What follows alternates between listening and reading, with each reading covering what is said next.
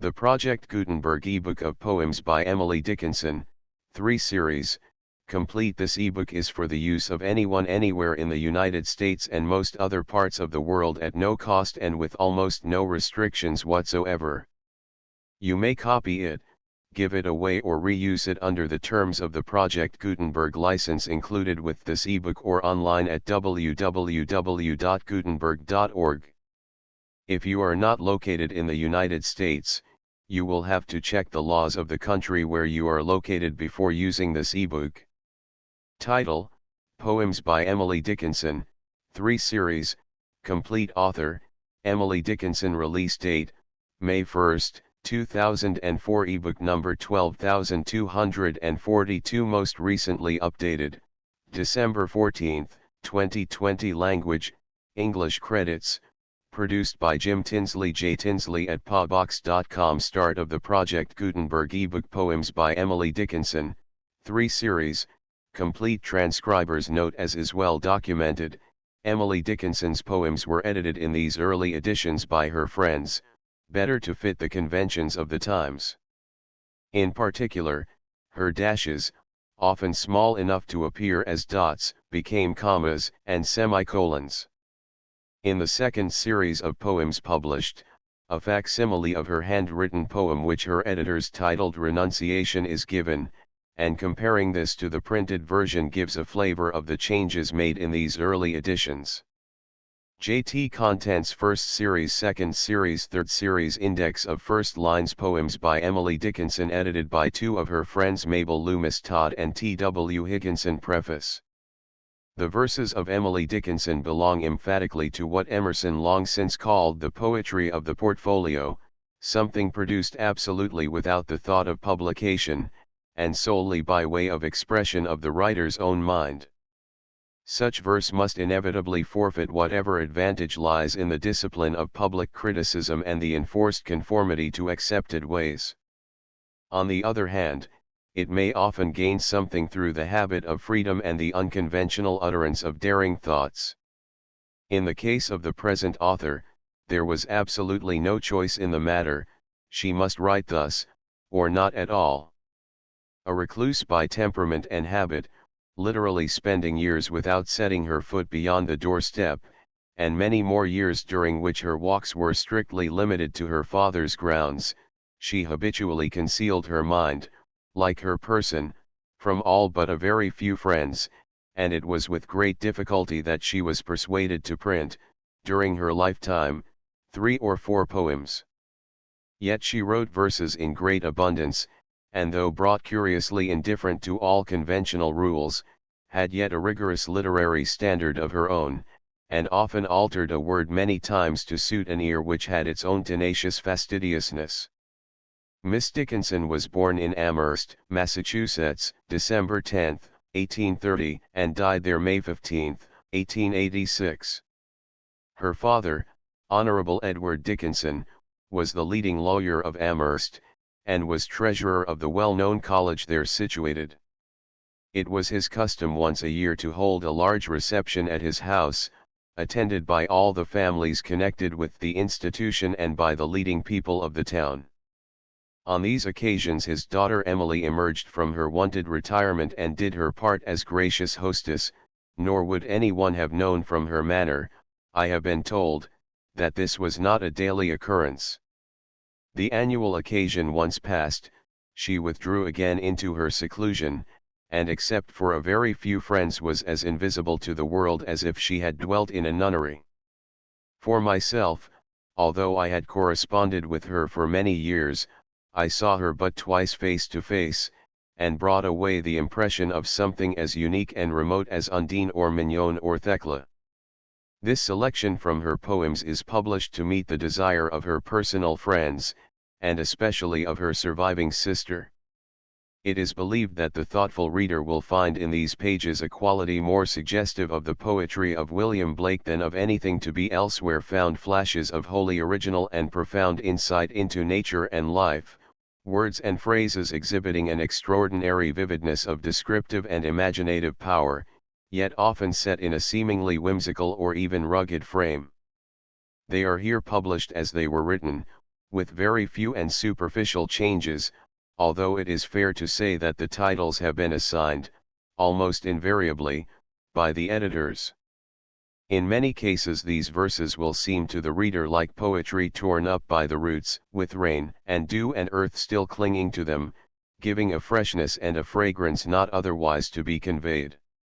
In other cases, as in the few poems of shipwreck or of mental conflict, we can only wonder at the gift of vivid imagination by which this recluse woman can delineate, by a few touches, the very crises of physical or mental struggle. And sometimes again we catch glimpses of a lyric strain, sustained perhaps but for a line or two at a time, and making the reader regret its sudden cessation. But the main quality of these poems is that of extraordinary grasp and insight, uttered with an uneven vigor sometimes exasperating, seemingly wayward, but really unsought and inevitable. After all, when a thought takes one's breath away, a lesson on grammar seems an impertinence. As Ruskin wrote in his earlier and better days, no weight nor mass nor beauty of execution can outweigh one grain or fragment of thought. Thomas Wentworth Dickinson. This is my letter to the world, that never wrote to me, the simple news that nature told, with tender majesty. Her message is committed to hands I cannot see, for love of her, sweet countrymen, judge tenderly of me. I life. I success. Published in A Mask of Poets at the request of H.H., the author's fellow townswoman and friend. Success is counted sweetest by those who ne'er succeed. To comprehend a nectar requires sorest need. Not one of all the purple host who took the flag today can tell the definition, so clear, of victory, as he, defeated, dying, on whose forbidden ear the distant strains of triumph break, agonized and clear. To our share of night to bear, our share of morning, our blank in bliss to fill, our blank in scorning. Here a star, and there a star, some lose their way. Here a mist, and there a mist, afterwards day. 3 Rouge et noir. Soul, wilt thou toss again? By just such a hazard hundreds have lost, indeed, but tens have won in all. Angel's breathless ballad lingers to record thee, imps in eager caucus raffle for my soul. 4 Rouge gagne. Tea is so much joy. Tea is so much joy. If I should fail, what poverty! And yet, as poor as I have ventured all upon a throw, have gained. Yes. Hesitated so this side the victory. Life is but life, and death but death. Bliss is but bliss, and breath but breath. And if, indeed, I fail, at least to know the worst is sweet. Defeat means nothing but defeat, no drearier can prevail. And if I gain, oh, gun at sea, oh, bells that in the steeples be, at first repeat it slow. For heaven is a different thing conjectured, and wake sudden in, and might o'erwhelm me so. Vigli. The great storm is over. 4 have recovered the land, 40 gone down together into the boiling sand. Ring, for the scant salvation. Toll, for the bonny souls, neighbor and friend and bridegroom, spinning upon the shoals. How they will tell the shipwreck when winter shakes the door, till the children ask, but the 40. Did they come back no more? Then a silence suffuses the story, and a softness the teller's eye, and the children no further question, and only the waves reply. 6 If I can stop one heart from breaking, I shall not live in vain, if I can ease one life the aching, or cool one pain, or help one fainting robin unto his nest again, I shall not live in vain. 7 Almost. Within my reach. I could have touched. I might have chanced that way. Soft sauntered through the village, sauntered as soft away. So unsuspected violets within the fields lie low, too late for striving fingers that passed, an hour ago. 8 A wounded deer leaps highest, I've heard the hunter tell, tea is but the ecstasy of death, and then the break is still. The smitten rock that gushes, the trampled steel that springs, a cheek is always redder just where the hectic stings. Mirth is the mail of anguish, in which it cautions arm, lest anybody spy the blood and your hurt exclaim. 9. The heart asks pleasure first, and then, excuse from pain, and then, those little anodynes that deaden suffering, and then, to go to sleep, and then, if it should be the will of its inquisitor, the liberty to die. X in a library. A precious, mouldering pleasure tea is to meet an antique book, in just the dress his century wore, a privilege, I think, his venerable hand to take, and warming in our own, a passage back, or two, to make to times when he was young. His quaint opinions to inspect, his knowledge to unfold on what concerns our mutual mind, the literature of old, what interested scholars most, what competitions ran when Plato was a certainty, and Sophocles a man, when Sappho was a living girl, and Beatrice wore the gown that Dante deified. Facts, centuries before, he traverses familiar, as one should come to town and tell you all your dreams were true, he lived where dreams were sown. His presence is enchantment, you beg him not to go, old volumes shake their vellum heads and tantalize, just so. 11. Much madness is divinest sense to a discerning eye, much sense the starkest madness. Tea is the majority in this, as all, prevails. Assent, and you are sane, demur, you're straightway dangerous, and handled with a chain. 12. I asked no other thing, no other was denied. I offered being for it, the mighty merchant smiled. Brazil. He twirled a button, without a glance my way, but, madam, is there nothing else that we can show today? 13. Exclusion. The soul selects her own society, then shuts the door, on her divine majority obtrude no more. Unmoved, she notes the chariots pausing at her low gate, unmoved, an emperor is kneeling upon her mat. I've known her from an ample nation choose one, then close the valves of her attention like stone. 14. The secret. Some things that fly there be, birds, ours, the bumblebee, of these no elegy. Some things that stay there be, grief, hills, eternity, nor this behoveth me. There are, that resting, rise. Can I expound the skies? How still the riddle lies. 15. The lonely house. I know some lonely houses off the road a robber like the look of, wooden barred, and windows hanging low, inviting to a portico, where two could creep, one hand the tools, the other peep to make sure all's asleep. Old-fashioned eyes, not easy to surprise. How orderly the kitchen look by night, with just a clock, but they could gag the tick, and mice won't bark, and so the walls don't tell, none will. A pair of spectacles ajar just stir an almanac's aware. Was it the mat winked, or a nervous star? The moon slides down the stair to see who's there. There's plunder, where? Tankard, or spoon, earring, or stone, a watch, some ancient brooch to match the grandmamma, stayed sleeping there. Day rattles, too, stealthy slow, the sun has got as far as the third sycamore. Screams Chanticleer, who's there?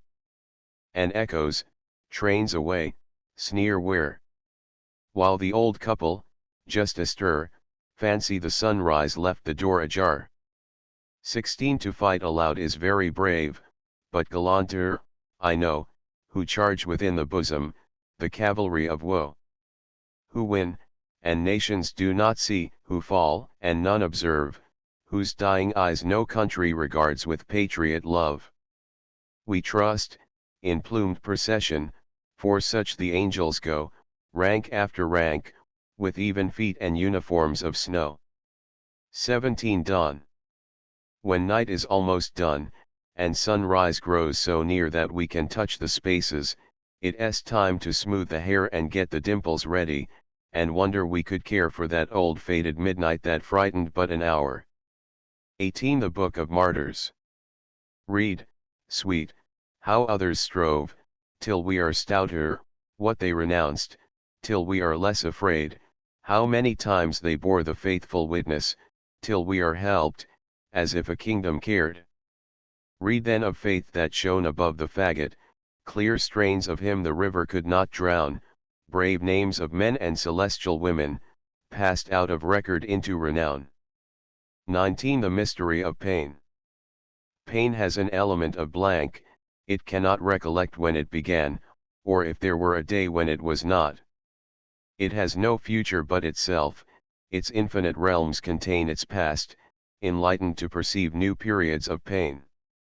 I taste a liquor never brewed, from tankards scooped in pearl, not all the vats upon the Rhine yield such an alcohol. Inebriate of air am I, and debauchee of dew, reeling, through endless summer days, from inns of molten blue. When landlords turn the drunken bee out of the foxglove's door, when butterflies renounce their drams, I shall but drink the more. Till seraphs swing their snowy hats, and saints to windows run, to see the little tippler leaning against the sun. XXI. A book. He ate and drank the precious words, his spirit grew robust, he knew no more that he was poor, nor that his frame was dust. He danced along the dingy days, and this bequest of wings was but a book. What liberty a loosened spirit brings. XXII. I had no time to hate, because the grave would hinder me, and life was not so ample I could finish enmity. Nor had I time to love, but since some industry must be, the little toil of love, I thought, was large enough for me. XXII. Unreturning. T was such a little boat that toddled down the bay. T was such a gallant sea that beckoned it away. T was such a greedy wave that licked it from the coast, nor ever guessed the stately sails my little craft was lost. XXIV. Whether my bark went down at sea, whether she met with gales, whether to isles enchanted she bent her docile sails, by what mystic mooring she is held today, this is the errand of the eye out upon the bay. XXV. Belshazzar had a letter, he never had but one. Belshazzar's correspondent concluded and begun in that immortal copy the conscience of us all can read without its glasses on Revelation's wall. XXVI. The brain within its groove runs evenly and true, but let a splinter swerve, T were easier for you to put the water back when floods have slit the hills, and scooped a turnpike for themselves, and blotted out the mills. To love. I mine. Mine by the right of the white election. Mine by the royal seal. Mine by the sign in the scarlet prison bars cannot conceal. Mine, here in vision and in veto. Mine, by the grave's repeal titled, confirmed, delirious charter. Mine, while the ages steal. To bequest. You left me, sweet, two legacies, a legacy of love a heavenly Father would content, had he the offer of, you left me boundaries of pain capacious as the sea, between eternity and time, your consciousness and me. 3. Altar. When the hills do falter. When the sun question if his glory be the perfect one. Surfeit.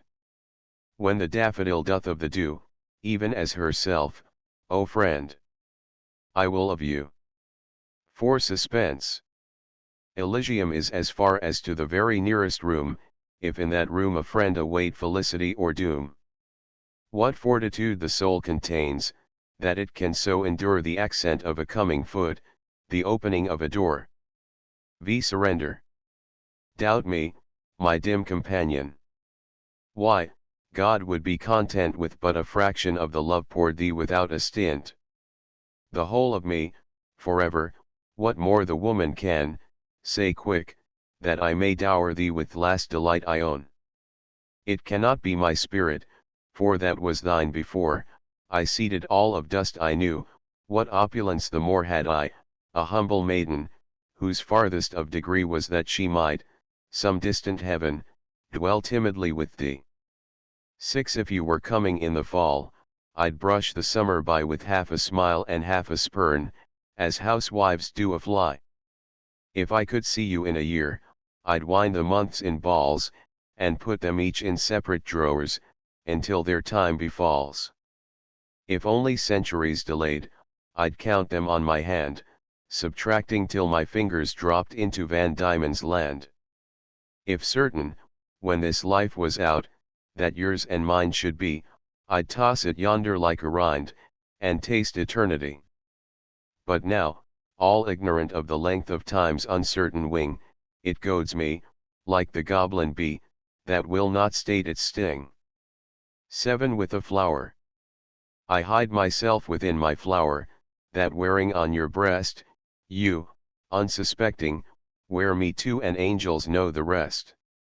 I hide myself within my flower, that, fading from your vase, you, unsuspecting, feel for me almost a loneliness. 8. Proof.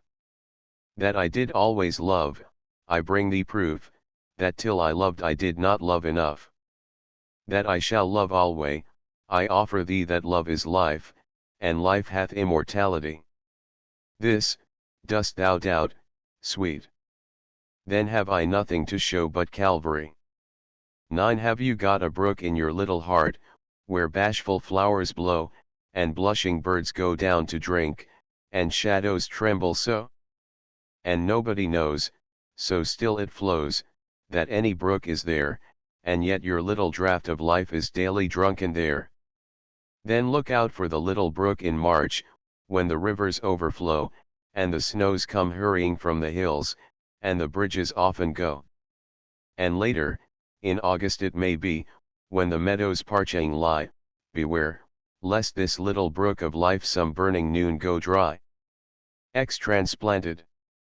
As if some little arctic flower, upon the polar hem, went wandering down the latitudes, until it puzzled came to continents of summer, to firmaments of sun, to strange, bright crowds of flowers, and birds of foreign tongue. I say, as if this little flower to Eden wandered in what then? Why, nothing, only, your inference therefrom. 11. The outlet. My river runs to thee, blue sea, wilt welcome me? My river waits reply. O sea, look graciously. I'll fetch thee brooks from spotted nooks, say, sea, take me. 12. In vain.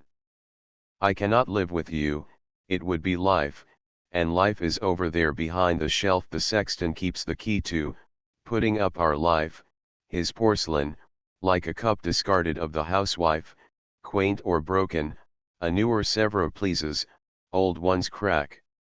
I could not die with you, for one must wait to shut the other's gaze down, you could not. And could I stand by and see you freeze, without my right of frost, death's privilege? Nor could I rise with you, because your face would put out Jesus, that new grace glow plain and foreign on my homesick eye, except that you, then he shone closer by. They judge us how? For you served heaven, you know, or sought to, I could not, because you saturated sight, and I had no more eyes for sordid excellence as paradise. And were you lost, I would be, though my name rang loudest on the heavenly fame. And were you saved, and I condemned to be where you were not, that self were hell to me. So we must keep apart, you there, I here, with just the door ajar that oceans are, and prayer, and that pale sustenance, despair. 13. Renunciation. There came a day at summers full entirely for me, I thought that such were for the saints, where revelations be. The sun, as common, went abroad, the flowers, accustomed, blew, as if no soul the solstice passed that maketh all things new. The time was scarce profaned by speech, the symbol of a word was needless, as at sacrament the wardrobe of our Lord. Each was to each the sealed church, permitted to commune this time, lest we too awkward show at supper of the Lamb. The hours slid fast, as hours will, clutched tight by greedy hands, so faces on two decks look back, bound to opposing lands. And so, when all the time had failed, without external sound, each bound the other's crucifix, we gave no other bond. Sufficient troth that we shall rise deposed, at length, the grave to that new marriage, justified through Calvaries of love. 14 Love's baptism. I'm seated, I've stopped being theirs, the name they dropped upon my face with water, in the country church, is finished using now, and they can put it with my dolls, my childhood, and the string of spools I've finished threading too. Baptized before without the choice, but this time consciously, of grace unto supremest name, called to my full, the crescent dropped, existence's whole arc filled up with one small diadem.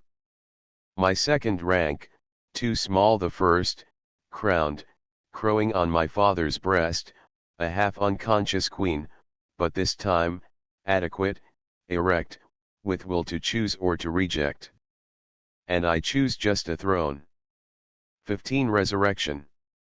T was a long parting, but the time for interview had come, before the judgment seat of God, the last and second time these fleshless lovers met, a heaven in a gaze, a heaven of heavens, the privilege of one another's eyes.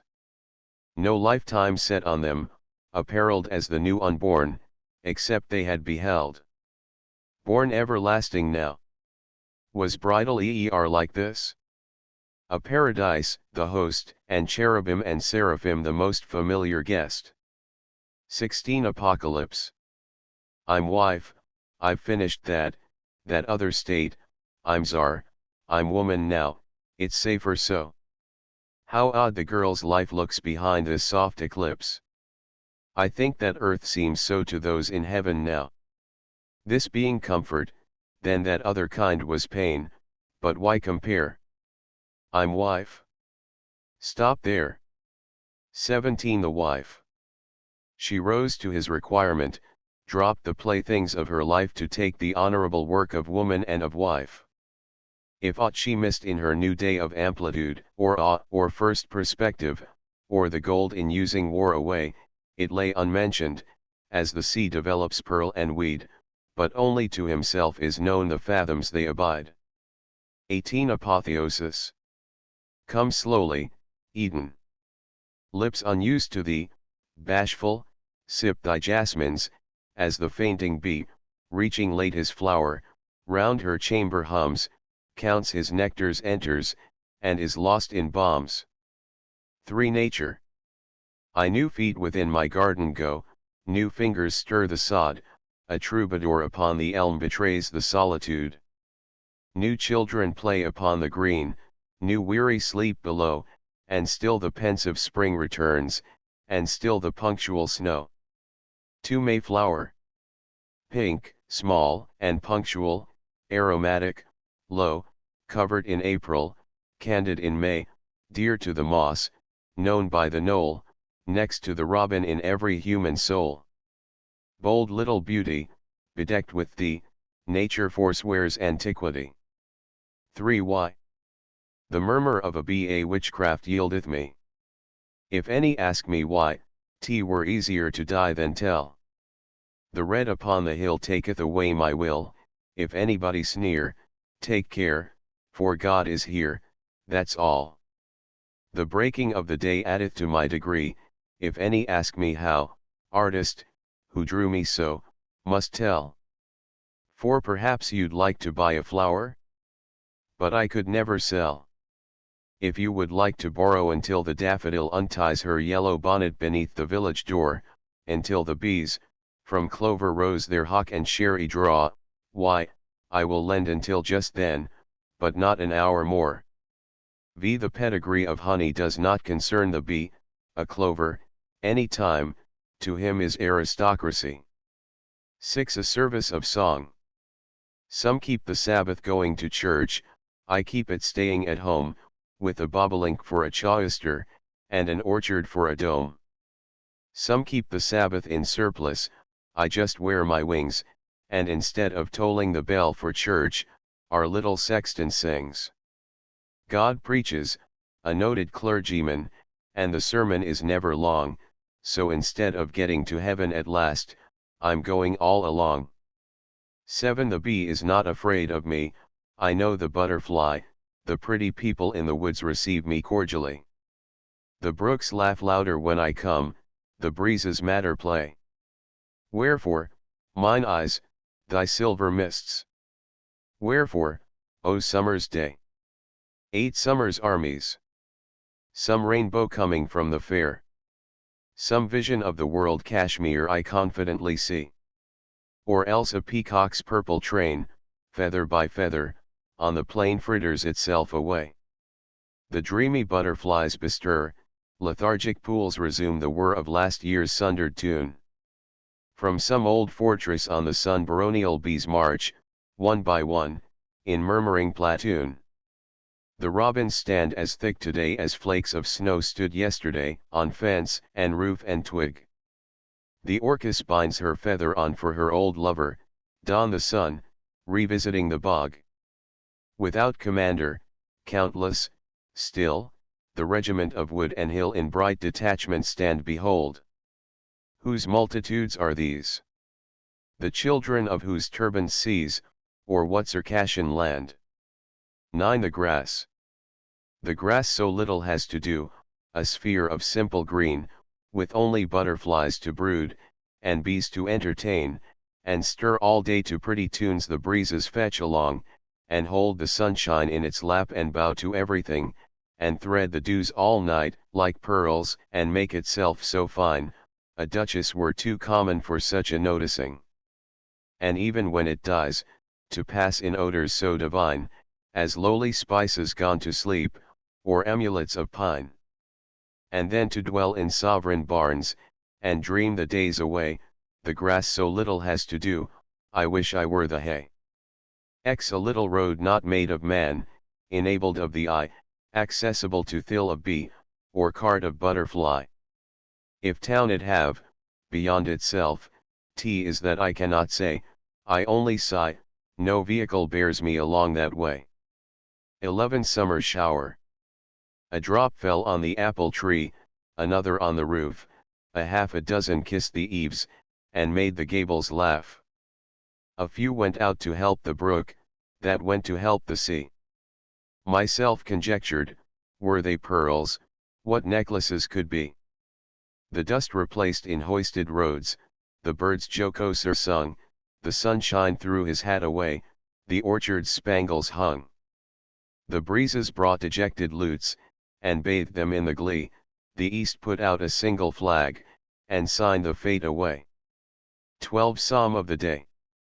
A something in a summer's day, as slow her flambeaux burn away, which solemnizes me. A something in a summer's noon, an azure depth, a wordless tune, transcending ecstasy. And still within a summer's night a something so transporting bright, I clap my hands to see, then veil my too inspecting face, lest such a subtle, shimmering grace flutter too far for me. The wizard fingers never rest, the purple brook within the breast still chafes its narrow bed, still rears the east her ember flag, guides still the sun along the crag his caravan of red, like flowers that heard the tale of dews, but never deemed the dripping prize awaited their low brows, or bees, that thought the summer's name some rumor of delirium no summer could for them, or arctic creature, dimly stirred by tropic hint, some travelled bird imported to the wood, or wind's bright signal. To the ear, making that homely and severe, contented, known, before the heaven unexpected came, to lives that thought their worshipping a too presumptuous psalm. 13. The Sea of Sunset. This is the land the sunset washes, these are the banks of the yellow sea, where it rose, or whither it rushes, these are the western mystery. Night after night her purple traffic strews the landing with opal bales, merchantmen poise upon horizons, dip, and vanish with fairy sails. 14 Purple clover. There is a flower that bees prefer, and butterflies desire, to gain the purple democrat the hummingbirds aspire. And whatsoever insect pass, a honey bears away proportion to his several dearth and her capacity. Her face is rounder than the moon, and ruddier than the gown of orchis in the pasture, or rhododendron worn.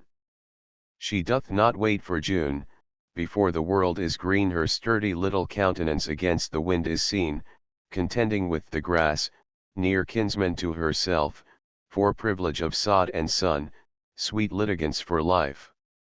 And when the hills are full, and newer fashions blow, doth not retract a single spice for pang of jealousy.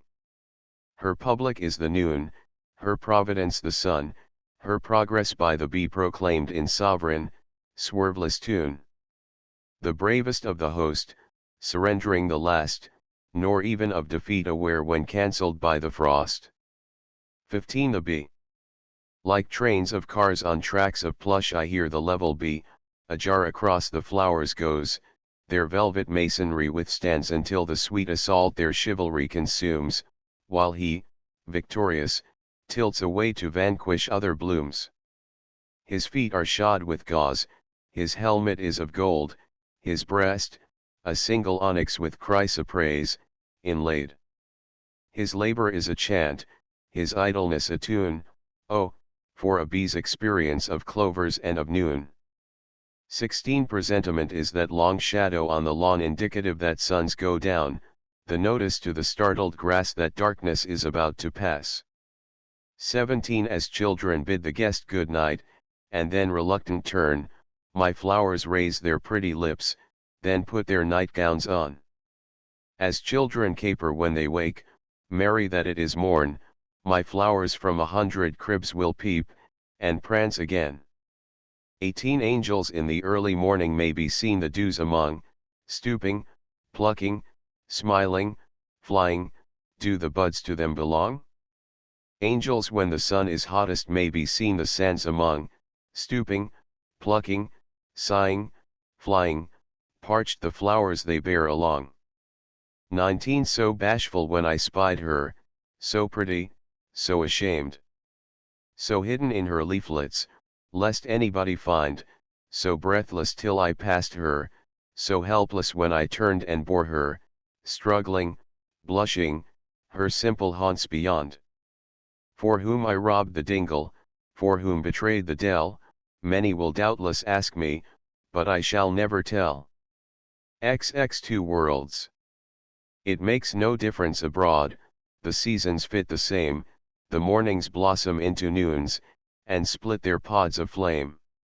Wild flowers kindle in the woods, the brooks brag all the day, no blackbird bates his jargoning for passing Calvary.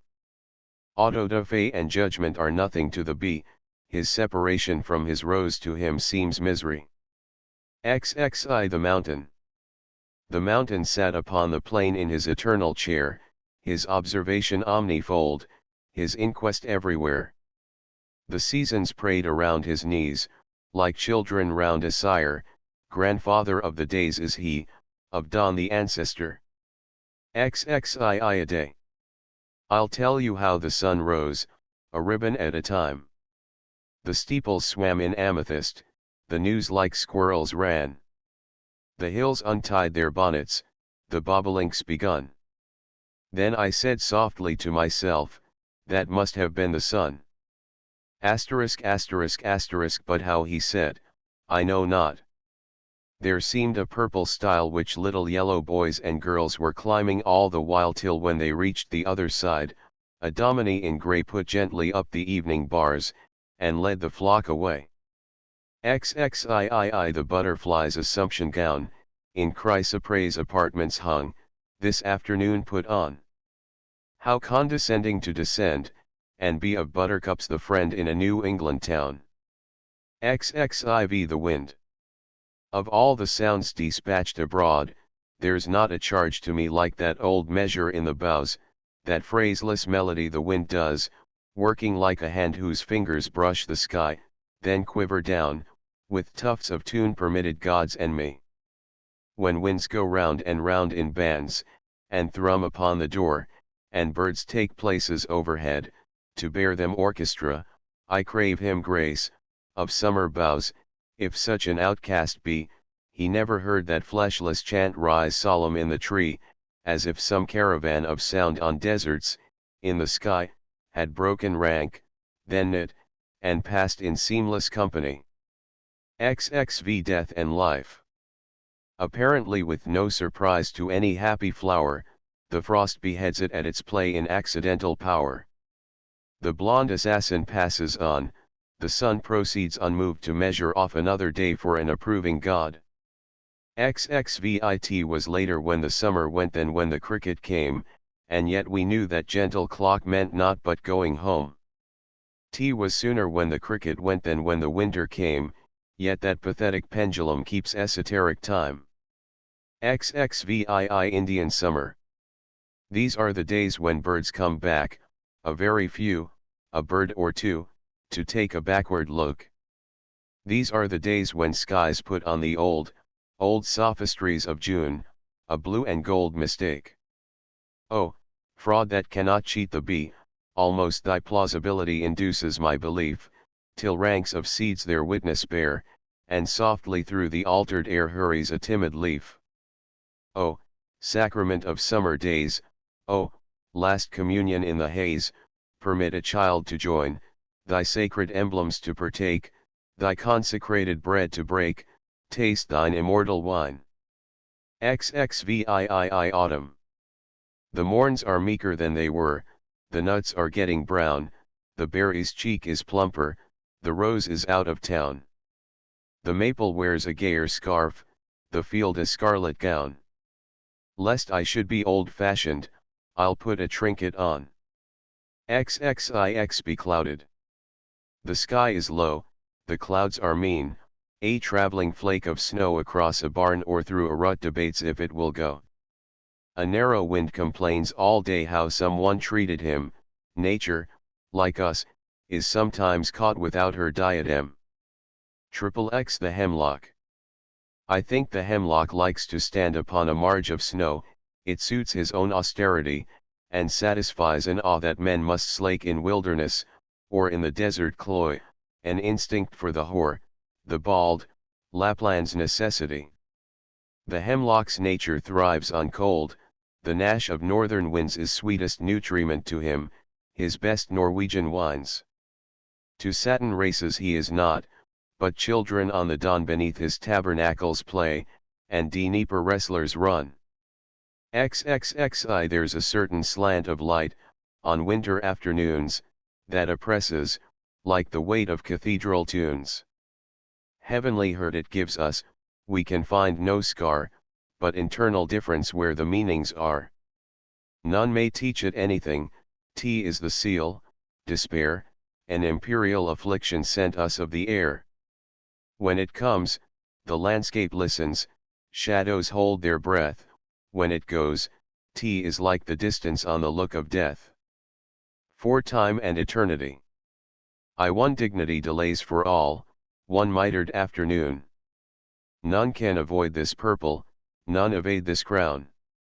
Coach it ensures, and footman, chamber and state and throng, bells, also, in the village, as we ride grand along. What dignified attendance, what service when we pause. How loyally at parting their 100 hats they raise.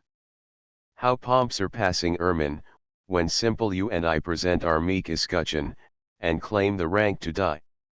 Too late. Delayed till she had ceased to know, delayed till in its vest of snow her loving bosom lay.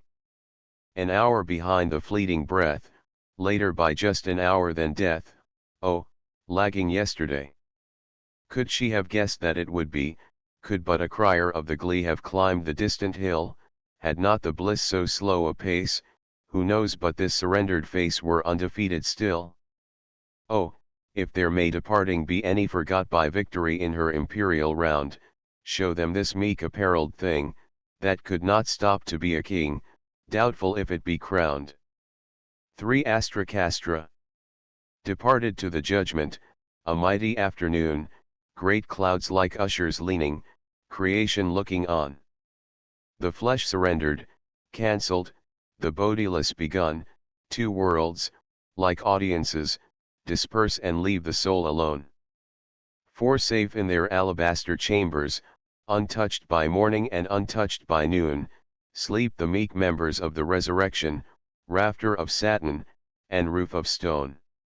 Light laughs the breeze in her castle of sunshine, babbles the bee in a stolid ear, pipe the sweet birds in ignorant cadence, ah, what sagacity perished here!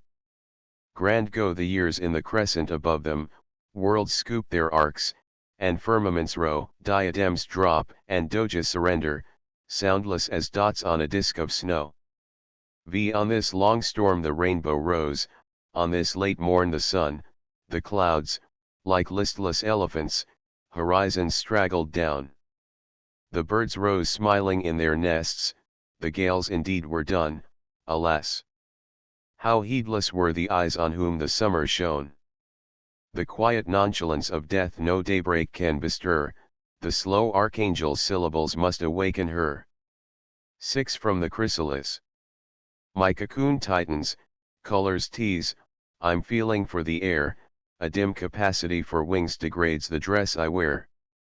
A power of butterfly must be the aptitude to fly, meadows of majesty concedes and easy sweeps of sky. So I must baffle at the hint and cipher at the sign, and make much blunder, if at last I take the clue divine. 7 Setting sail. Exultation is the going of an inland soul to sea, past the houses, past the headlands, into deep eternity. Bred as we, among the mountains, can the sailor understand the divine intoxication of the first league out from land? 8 Look back on time with kindly eyes, he doubtless did his best, how softly sinks his trembling sun in human nature's west. 9 A train went through a burial gate, a bird broke forth and sang, and trilled, and quivered, and shook his throat till all the churchyard rang, and then adjusted his little notes, and bowed and sang again.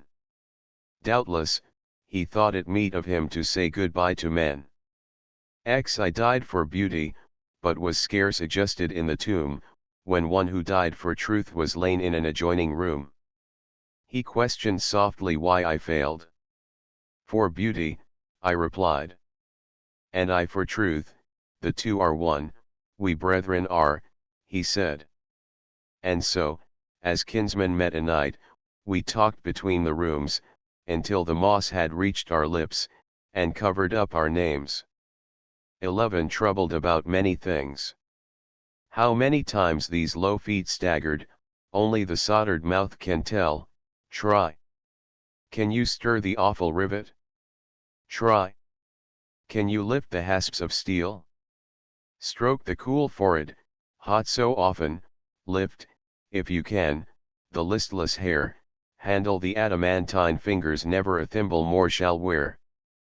Buzz the dull flies on the chamber window, brave shines the sun through the freckled pane, fearless the cobweb swings from the ceiling indolent housewife, in Daisy's Lane. 12 Real. I like a look of agony, because I know it is true, men do not sham convulsion, nor simulate a throe. The eyes glaze once, and that is death. Impossible to feign the beads upon the forehead by homely anguish strung. 13 The funeral. That short, potential stir that each can make but once, that bustle so illustrious is almost consequence, is the eclat of death. Oh, thou unknown renown that not a beggar would accept, had he the power to spurn.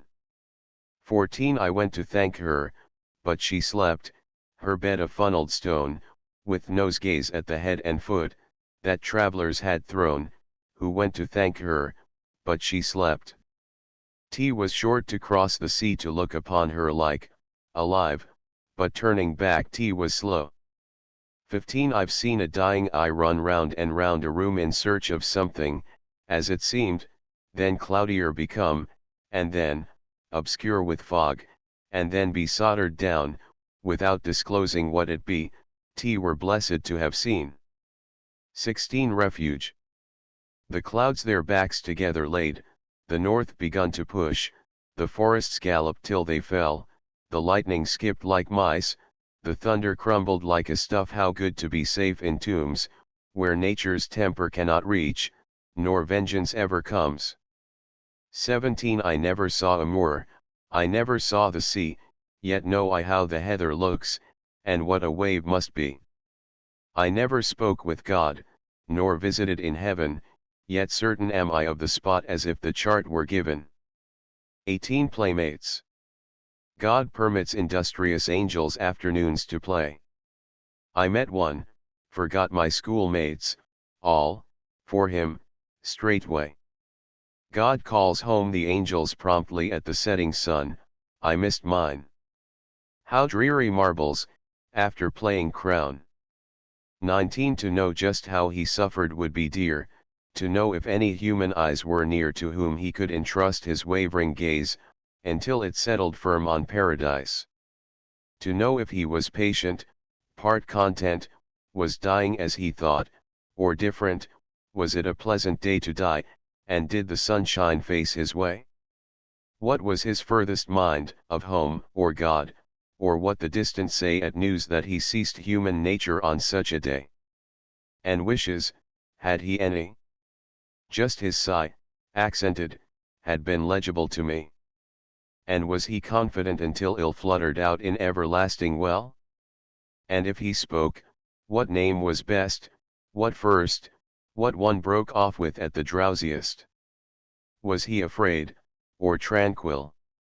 Might he know how consciousness could grow, till love that was, and love too blessed to be, meet, and the junction be eternity?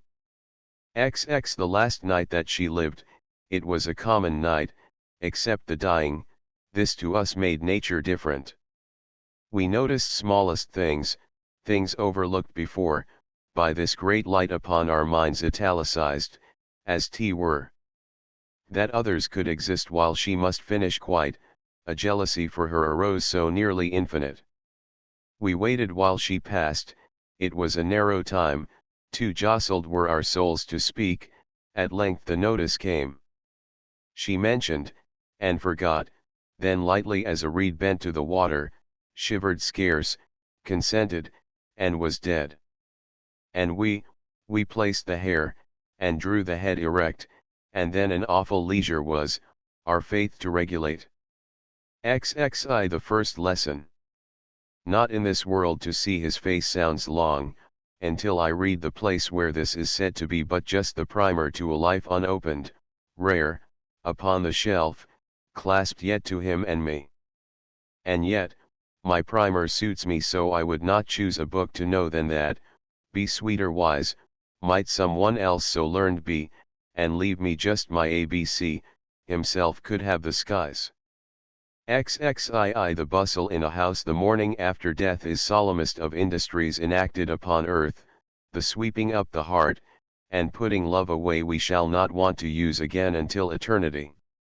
XXIII I reason, earth is short, and anguish absolute, and many hurt, but what of that?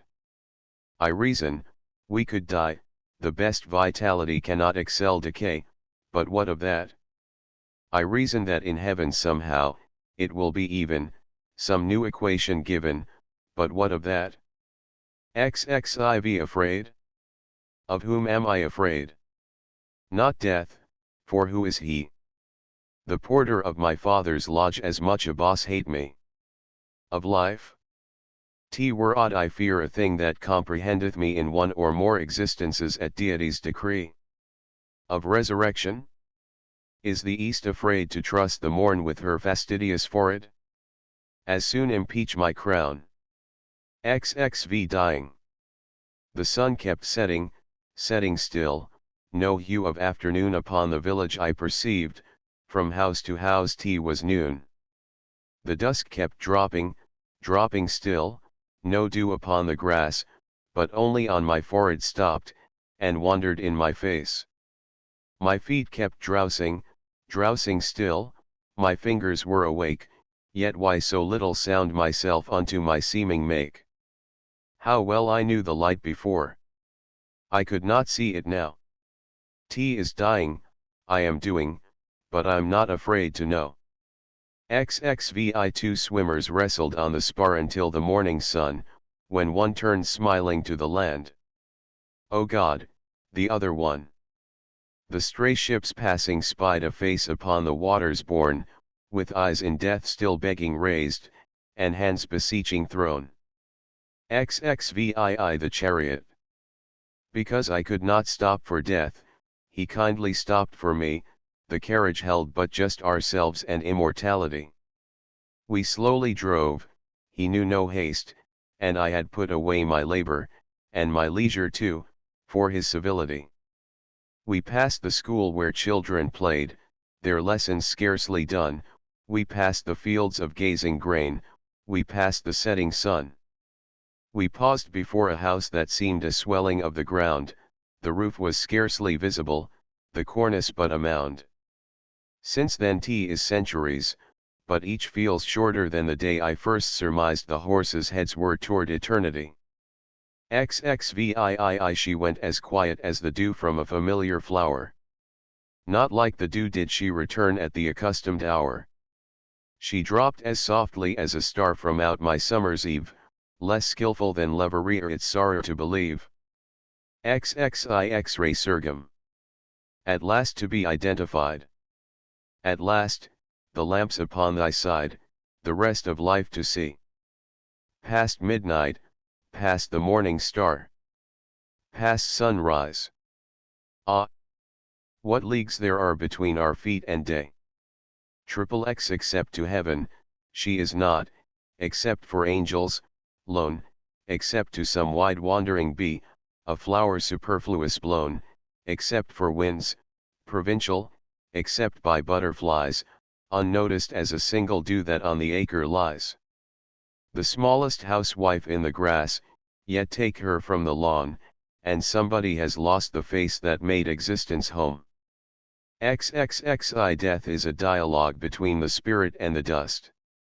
Dissolve, says death. The spirit, sir, I have another trust. Death doubts it, argues from the ground. The spirit turns away, just laying off, for evidence, an overcoat of clay. XXXII it was too late for man, but early yet for God, creation impotent to help, but prayer remained our side. How excellent the heaven, when earth cannot be had, how hospitable, then, the face of our old neighbor, God. XXXII along the Potomac. When I was small, a woman died. Today her only boy went up from the Potomac, his face all victory, to look at her, how slowly the seasons must have turned till bullets clipped an angle, and he passed quickly round. If pride shall be in paradise I never can decide, of their imperial conduct, no person testified. But proud in apparition, that woman and her boy pass back and forth before my brain, as ever in the sky. Thursive the daisy follows soft the sun, and when his golden walk is done, sits shyly at his feet. He, waking, finds the flower near. Wherefore, marauder, art thou here? Because, sir, love is sweet. We are the flower, thou the sun. Forgive us, if as days decline, we nearer steal to thee, enamoured of the parting west, the peace, the flight, the amethyst, night's possibility. XXXV Emancipation. No rack can torture me, my soul's at liberty behind this mortal bone there knits a bolder one you cannot prick with saw, nor rend with cimeter. Two bodies therefore be, bind one, and one will flee. The eagle of his nest no easier divest and gain the sky, than mayest thou, except thyself may be thine enemy. Captivity is consciousness, so's liberty. 30 Lost. I lost a world the other day. Has anybody found? You'll know it by the row of stars around its forehead bound. A rich man might not notice it, yet to my frugal eye of more esteem than ducats. Oh, Find it, sir, for me. XXXVII. If I shouldn't be alive when the robins come, give the one in red cravat a memorial crumb. If I couldn't thank you, being just asleep, you will know I'm trying with my granite lip. 38. Sleep is supposed to be, by souls of sanity, the shutting of the eye. Sleep is the station grand down which on either hand the hosts of witness stand. Morn is supposed to be, by people of degree, the breaking of the day. Morning has not occurred. That shall aurora be east of eternity, one with the banner gay, one in the red array, that is the break of day. 36. I shall know why, when time is over, and I have ceased to wonder why, Christ will explain each separate anguish in the fair schoolroom of the sky. He will tell me what Peter promised, and I, for wonder at his woe, I shall forget the drop of anguish that scalds me now, that scalds me now. I never lost as much but twice, and that was in the sod, twice have I stood a beggar before the door of God. Angels, twice descending, reimbursed my store.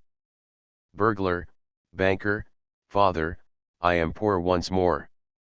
Poems by Emily Dickinson, second series, edited by two of her friends Mabel Loomis Todd and T.W. Higginson. Preface. The eagerness with which the first volume of Emily Dickinson's poems has been read shows very clearly that all our alleged modern artificiality does not prevent a prompt appreciation of the qualities of directness and simplicity in approaching the greatest themes: life, and love and death.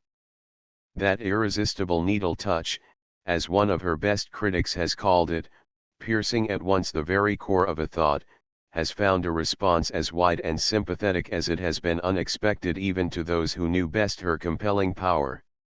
This second volume, while open to the same criticism as to form with its predecessor, shows also the same shining beauties. Although Emily Dickinson had been in the habit of sending occasional poems to friends and correspondents, the full extent of her writing was by no means imagined by them. Her friend H. must at least have suspected it, for in a letter dated September 5, 1884, she wrote, "My dear friend, what portfolios full of verses you must have! It is a cruel wrong to your day and generation that you will not give them light. If such a thing should happen as that I should outlive you, I wish you would make me your literary legatee and executor. Surely after you are what is called dead you will be willing that the poor ghosts you have left behind should be cheered and pleased by your verses, will you not? You ought to be. I do not think we have a right to withhold from the world a word or a thought any more than a deed which might help a single soul. Truly yours, Helen Jackson." The portfolios were found, shortly after Emily Dickinson's death, by her sister and only surviving housemate. Most of the poems had been carefully copied on sheets of notepaper, and tied in little fascicules, each of 6 or 8 sheets. While many of them bear evidence of having been thrown off at white heat, still more had received thoughtful revision. There is the frequent addition of rather perplexing footnotes, affording large choice of words and phrases. And in the copies which she sent to friends, sometimes one form, sometimes another, is found to have been used. Without important exception, her friends have generously placed at the disposal of the editors any poems they had received from her, and these have given the obvious advantage of comparison among several renderings of the same verse. To what further rigorous pruning her verses would have been subjected had she published them herself, we cannot know. They should be regarded in many cases as merely the first strong and suggestive sketches of an artist, intended to be embodied at some time in the finished picture. Emily Dickinson appears to have written her first poems in the winter of 1862.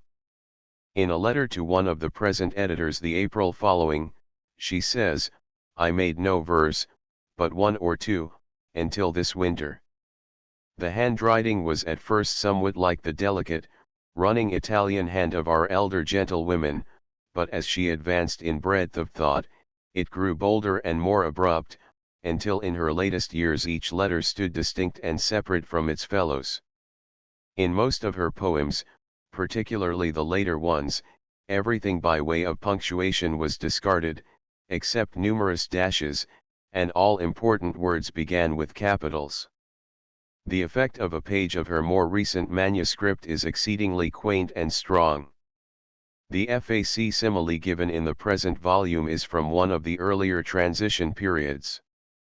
Although there is nowhere a date, the handwriting makes it possible to arrange the poems with general chronologic accuracy. As a rule, the verses were without titles, but A Country Burial, A Thunderstorm, The Hummingbird, and a few others were named by their author, frequently at the end, sometimes only in the accompanying note, if sent to a friend. The variation of readings, with the fact that she often wrote in pencil and not always clearly, have at times thrown a good deal of responsibility upon her editors. But all interference not absolutely inevitable has been avoided.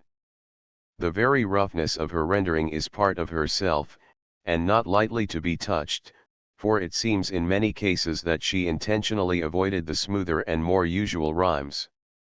Like Impressionist pictures, or Wagner's rugged music, the very absence of conventional form challenges attention. In Emily Dickinson's exacting hands, the especial, intrinsic fitness of a particular order of words might not be sacrificed to anything virtually extrinsic, and her verses all show a strange cadence of inner rhythmical music. Lines are always daringly constructed, and the thought rhyme appears frequently appealing, indeed, to an unrecognized sense more elusive than hearing. Emily Dickinson scrutinized everything with clear-eyed frankness. Every subject was proper ground for legitimate study, even the somber facts of death and burial, and the unknown life beyond. She touches these themes sometimes lightly, sometimes almost humorously, more often with weird and peculiar power, but she is never by any chance frivolous or trivial. And while, as one critic has said, she may exhibit toward God an Emersonian self-possession, it was because she looked upon all life with a candor as unprejudiced as it is rare. She had tried society and the world, and found them lacking. She was not an invalid, and she lived in seclusion from no love disappointment. Her life was the normal blossoming of a nature introspective to a high degree, whose best thought could not exist in pretense. Storm, wind, the wild March sky, sunsets and dawns, the birds and bees, butterflies and flowers of her garden, with a few trusted human friends, were sufficient companionship. The coming of the first robin was a jubilee beyond crowning of monarch or birthday of pope, the first red leaf hurrying through the altered air, an epoch. Immortality was close about her, and while never morbid or melancholy, she lived in its presence. Mabel Loomis Todd. Amherst, Massachusetts, August, 1891. My nosegays are for captives, dim, long expectant eyes, fingers denied the plucking, patient till paradise, to such, if they should whisper of morning and the moor, they bear no other errand, and I, no other prayer. Life. I'm nobody. Who are you? Are you nobody, too? Then there's a pair of us don't tell. They banish us, you know. How dreary to be somebody. How public, like a frog to tell your name the livelong day to an admiring bog. 2. I bring an unaccustomed wine to lips long parching, next to mine, and summon them to drink. Crackling with fever, they essay, I turn my brimming eyes away, and come next hour to look. The hands still hug the tardy glass, the lips I would have cooled, alas, are so superfluous cold, I would as soon attempt to warm the bosoms where the frost has lain ages beneath the mold. Some other thirsty there may be to whom this would have pointed me had it remained to speak. And so I always bear the cup if, haply, mine may be the drop some pilgrim thirst to slake, if, haply, Any say to me, unto the little, unto me, when I at last awake. 3. The nearest dream recedes, unrealized. The heaven we chase like the June bee before the schoolboy invites the race, stoops to an easy clover dips evades teases deploys, then to the royal clouds lifts his light pinnace heedless of the boy staring, bewildered, at the mocking sky. Homesick for steadfast honey, ah! The bee flies not that bruise that rare variety. For we play at paste, till qualified for pearl, then drop the paste, and deem ourself a fool. The shapes, though, were similar, and our new hands learned gem tactics practicing sans. I found the phrase to every thought I ever had, but one, and that defies me, as a hand did try to chalk the sun to races nurtured in the dark. How would your own begin? Can blaze be done in cochineal, or noon in Mazarine? 6. Hope. Hope is the thing with feathers that perches in the soul, and sings the tune without the words, and never stops at all, and sweetest in the gale is heard, and sore must be the storm that could abash the little bird that kept so many warm. I've heard it in the chillest land, and on the strangest sea, yet, never, in extremity, it asked a crumb of me. 7. The white heat. Dare you see a soul at the white heat? Then crouch within the door. Red is the fire's common tint, but when the vivid or has sated flame's conditions, its quivering substance plays without a color but the light of unanointed blaze. Least village boasts its blacksmith, whose anvil's even din stands symbol for the finer forge that soundless tugs within, refining these impatient ores with hammer and with blaze, until the designated light repudiate the forge. 8. Triumphant. Who never lost, are unprepared a coronet to find, who never thirst, flagons and cooling tamarind. Who never climbed the weary league can such a foot explore the purple territories on Pizarro's shore. How many legions overcome? The emperor will say. How many colors taken on Revolution Day? How many bullets bearest? The royal scar hast thou? Angels, right promoted on this soldier's brow. 9. The test. I can wade grief, whole pools of it, I'm used to that. But the least push of joy breaks up my feet, and I tip drunken. Let no pebble smile, tea was the new liquor, that was all.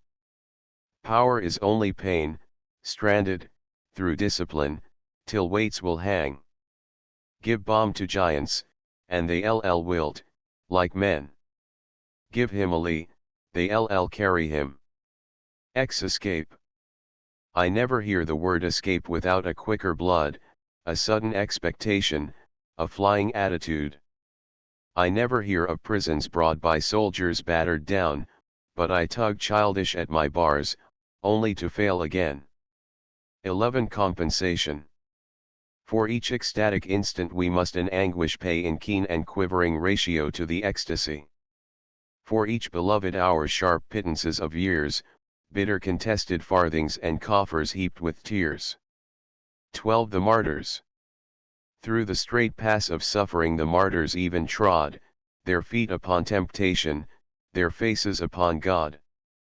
A stately, shriven company, convulsion playing round, harmless as streaks of meteor upon a planet's bound. Their faith the everlasting troth, their expectation fair, the needle to the north degree wades so, through polar air. 13. A prayer.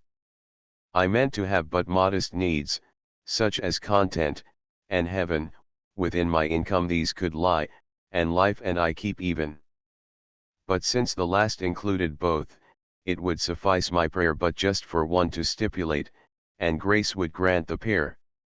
And so, upon this wise I prayed, Great Spirit, give to me a heaven not so large as yours, but large enough for me. A smile suffused Jehovah's face, the cherubim withdrew, grave saints stole out to look at me, and showed their dimples, too. I left the place with all my might, my prayer away I threw, the quiet ages picked it up, and judgment twinkled, 2. That one so honest be extant as take the tale for true that whatsoever you shall ask, itself be given you. But I, grown shrewder, scan the skies with a suspicious air, as children, swindled for the first, all swindlers be, infer. 14. The thought beneath so slight a film is more distinctly seen, as laces just reveal the surge, or mists the Apennine. 15. The soul unto itself is an imperial friend, or the most agonizing spy an enemy could send. Secure against its own, no treason it can fear, itself its sovereign, of itself the soul should stand in awe. 16. Surgeons must be very careful when they take the knife. Underneath their fine incisions stirs the culprit, life. 17. The railway train.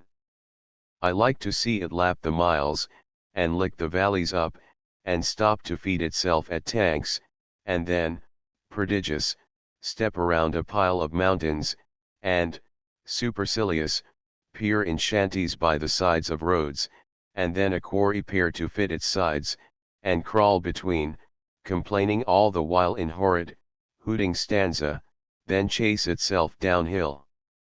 And neigh like bone ergs, then, punctual as a star, stop docile and omnipotent at its own stable door. 18. The show. The show is not the show, but they that go. Menagerie to me my neighbor be. Fair play both went to see. 19. Delight becomes pictorial when viewed through pain, more fair, because impossible that any gain. The mountain at a given distance in amber lies, approached, the amber flits a little, and that's the skies. XX. A thought went up my mind today that I have had before, but did not finish, some way back, I could not fix the year, nor where it went, nor why it came the second time to me, nor definitely what it was, have I the art to say. But somewhere in my soul, I know I've met the thing before, it just reminded me tea was all and came my way no more. XXI. Is heaven a physician? They say that he can heal, but medicine posthumous is unavailable. Is heaven an exchequer? They speak of what we owe, but that negotiation I'm not a party to. XXII. The return. Though I get home how late, how late. So I get home, tea will compensate. Better will be the ecstasy that they have done expecting me, when, night descending, dumb and dark, they hear my unexpected knock. Transporting must the moment be, brewed from decades of agony. To think just how the fire will burn, just how long cheated eyes will turn to wonder what myself will say, and what itself will say to me, beguiles the centuries of way. XXII. A poor torn heart, a tattered heart, that sat it down to rest, nor noticed that the ebbing day flowed silver to the west, nor noticed night did soft descend nor constellation burn, intent upon the vision of latitudes unknown. The angels, happening that way, this dusty heart espied, tenderly took it up from toil and carried it to God. There, sandals for the barefoot, there, gathered from the gales, do the blue havens by the hand lead the wandering sails. XXIV. Too much. I should have been too glad, I see, too lifted for the scant degree of life's penurious round, my little circuit would have shamed this new circumference, have blamed the homelier time behind. I should have been too saved, I see, too rescued, fear too dim to me that I could spell the prayer I knew so perfect yesterday, that scalding one, Sabachthani, recited fluent here. Earth would have been too much, I see, and heaven not enough for me, I should have had the joy without the fear to justify, the palm without the Calvary, so, Savior, crucify. Defeat whets victory, they say, the reefs in old Gethsemane endear the shore beyond. Tea is beggars' banquets best define, tea is thirsting vitalizes wine, faith faints to understand. XXV. Shipwreck. It tossed and tossed, a little brig I knew, O'ertook by blast, it spun, and groped delirious, for morn. It slipped and slipped, as one that drunken stepped, its white foot tripped, then dropped from sight. Ah, brig, good night to crew and you, the ocean's heart too smooth, too blue, to break for you. XXVI victory comes late, and is held low to freezing lips too wrapped with frost to take it. How sweet it would have tasted, just a drop. Was God so economical? His table's spread too high for us unless we dine on tiptoe. Crumbs fit such little mouths, cherries suit robins, the eagle's golden breakfast strangles them. God keeps his oath to sparrows, who of little love know how to starve. XXVII enough. God gave a loaf to every bird, but just a crumb to me, I dare not eat it, though I starve, my poignant luxury to own it, touch it, prove the feat that made the pellet mine, too happy in my sparrow chance for ampler coveting. It might be famine all around, I could not miss an ear, such plenty smiles upon my board, my garner shows so fair. I wonder how the rich may feel, an Indiaman an earl? I deem that I with but a crumb am sovereign of them all. XXVII experiment to me is every one I meet. If it contain a kernel, the figure of a nut presents upon a tree, equally plausibly, but meat within is requisite, to squirrels and to me. XXIX my country's wardrobe. My country need not change her gown, her triple suit as sweet as when tea was cut at Lexington, and first pronounced a fit. Great Britain disapproves the stars, disparagement discreet, there's something in their attitude that taunts her bayonet. XXX faith is a fine invention for gentlemen who see, but microscopes are prudent in an emergency. XXXI except the heaven had come so near, so seemed to choose my door, the distance would not haunt me so, I had not hoped before. But just to hear the grace depart I never thought to see, afflicts me with a double loss, T is lost, and lost to me. XXXII portraits are to daily faces as an evening west to a fine, pedantic sunshine in a satin vest. XXXII the duel. I took my power in my hand, and went against the world. T was not so much as David had, but I was twice as bold. I aimed my pebble, but myself was all the one that fell. Was it Goliath was too large, or only I too small? Thursive a shady friend for torrid days is easier to find than one of higher temperature for frigid hour of mind.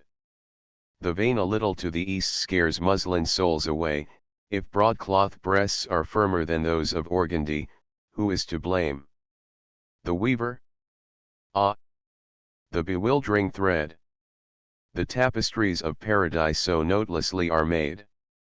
XXXV the goal. Each life converges to some center expressed or still, exists in every human nature a goal, admitted scarcely to itself, it may be, too fair for credibility's temerity to dare.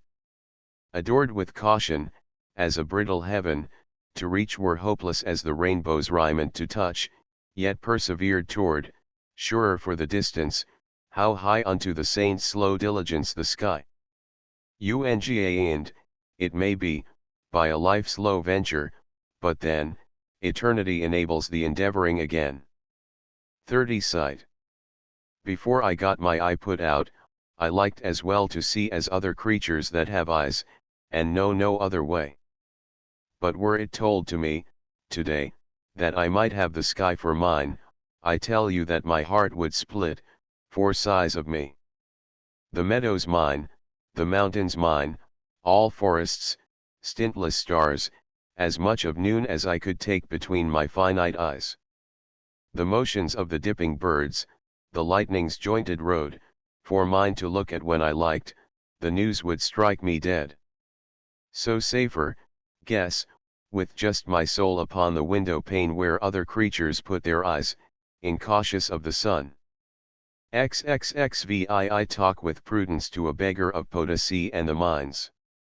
Reverently to the hungry of your viands and your wines. Cautious, hint to any captive you have passed enfranchised feet. Anecdotes of air in dungeons have sometimes proved deadly sweet. 38th The Preacher. He preached upon breadth till it argued him narrow, the broad are too broad to define, and of truth until it proclaimed him a liar, the truth never flaunted a sign. Simplicity fled from his counterfeit presence as gold the Parites would shun. What confusion would cover the innocent Jesus to meet so enabled a man? 36 Good night. Which put the candle out? A jealous zephyr, not a doubt. Ah! Friend, you little knew how long at that celestial wick the angels labored diligent, extinguished, now, for you. It might have been the lighthouse spark some sailor, rowing in the dark, had importuned to see. It might have been the waning lamp that lit the drummer from the camp to purer reveille. XL When I hoped I feared, since I hoped I dared, everywhere alone as a church remain, spectre cannot harm, serpent cannot charm, he deposes doom, who hath suffered him. XLI Deed. A deed knocks first at thought, and then it knocks at will. That is the manufacturing spot, and will at home and well. It then goes out and act, or is entombed so still that only to the ear of God its doom is audible. XLII Times Lesson. Mine enemy is growing old, I have at last revenge. The palate of the hate departs, if any would avenge, let him be quick, the viand flits, it is a fated meat. Anger as soon as fed is dead, tea is starving makes it fat. Slyeen Remorse. Remorse is memory awake, her company's astir, a presence of departed acts at window and at door. Its past set down before the soul, and lighted with a match, perusal to facilitate of its condensed dispatch. Remorse is cureless, the disease not even God can heal, for tea is his institution, the complement of hell. XLIV The Shelter. The body grows outside, the more convenient way, that if the spirit like to hide, its temple stands alway ajar, secure, inviting, it never did betray the soul that asked its shelter in timid honesty. XLV Undue significance. A starving man attaches to food far off, he sighs, and therefore hopeless, and therefore good. Partaken, it relieves indeed, but proves us that spices fly in the receipt. It was the distance was savory. XLVI Heart not so heavy as mine, wending late home, as it passed my window whistled itself a tune, a careless snatch, a ballad, a ditty of the street, yet to my irritated ear an anodyne so sweet, it was as if a bobolink, sauntering this way, caroled and mused and caroled, then bubbled slow away. It was as if a chirping brook upon a toilsome way set bleeding feet to minuets without the knowing why. Tomorrow, night will come again, weary, perhaps, and sore. Ah, bugle, by my window, I pray you stroll once more. Slay I many times thought peace had come, when peace was far away, as wrecked men deem they sight the land at center of the sea, and struggle slacker, but to prove, as hopelessly as I, how many the fictitious shores before the harbor lie. Slayeth unto my book so good to turn far ends of tired days, it half endears the abstinence, and pain is missed in praise. As flavors cheer retarded guests with banquetings to be, so spices stimulate the time till my small library. It may be wilderness without, far feet of failing men, but holiday excludes the night, and it is bells within. I thank these kinsmen of the shelf, their countenances bland enamour in perspective, and satisfy, obtained. XLIX This merit hath the worst, it cannot be again. When fate hath taunted last and thrown her furthest stone, the maimed may pause and breathe, and glance securely round. The deer invites no longer than it eludes the hound. Hunger. I had been hungry all the years, my noon had come, to dine, I, trembling, drew the table near, and touched the curious wine. Tea was this on tables I had seen, when turning, hungry, lone, I looked in windows, for the wealth I could not hope to own. I did not know the ample bread, tea was so unlike the crumb the birds and I had often shared in nature's dining room. The plenty hurt me, tea was so new, myself felt ill and odd, as berry of a mountain bush transplanted to the road. Nor was I hungry, so I found that hunger was a way of persons outside windows, the entering takes away. Lee. I gained it so, by climbing slow, by catching at the twigs that grow between the bliss and me. It hung so high, as well the sky attempt by strategy. I said I gained it, this was all. Look, how I clutch it, lest it fall, and I a pauper go, unfit by an instant's grace for the contented beggar's face I wore an hour ago. Lee to learn the transport by the pain, as blind men learn the sun, to die of thirst, suspecting that brooks in meadows run, to stay the homesick feet upon a foreign shore haunted by native lands, the while, and blue, beloved air. This is the sovereign anguish, this, the signal woe. These are the patient laureates whose voices, trained below, ascend in ceaseless carol, inaudible, indeed, to us, the duller scholars of the mysterious bard. Lii returning. Years had been from home, and now, before the door, I dared not open, lest a face I never saw before stare vacant into mine and ask my business there.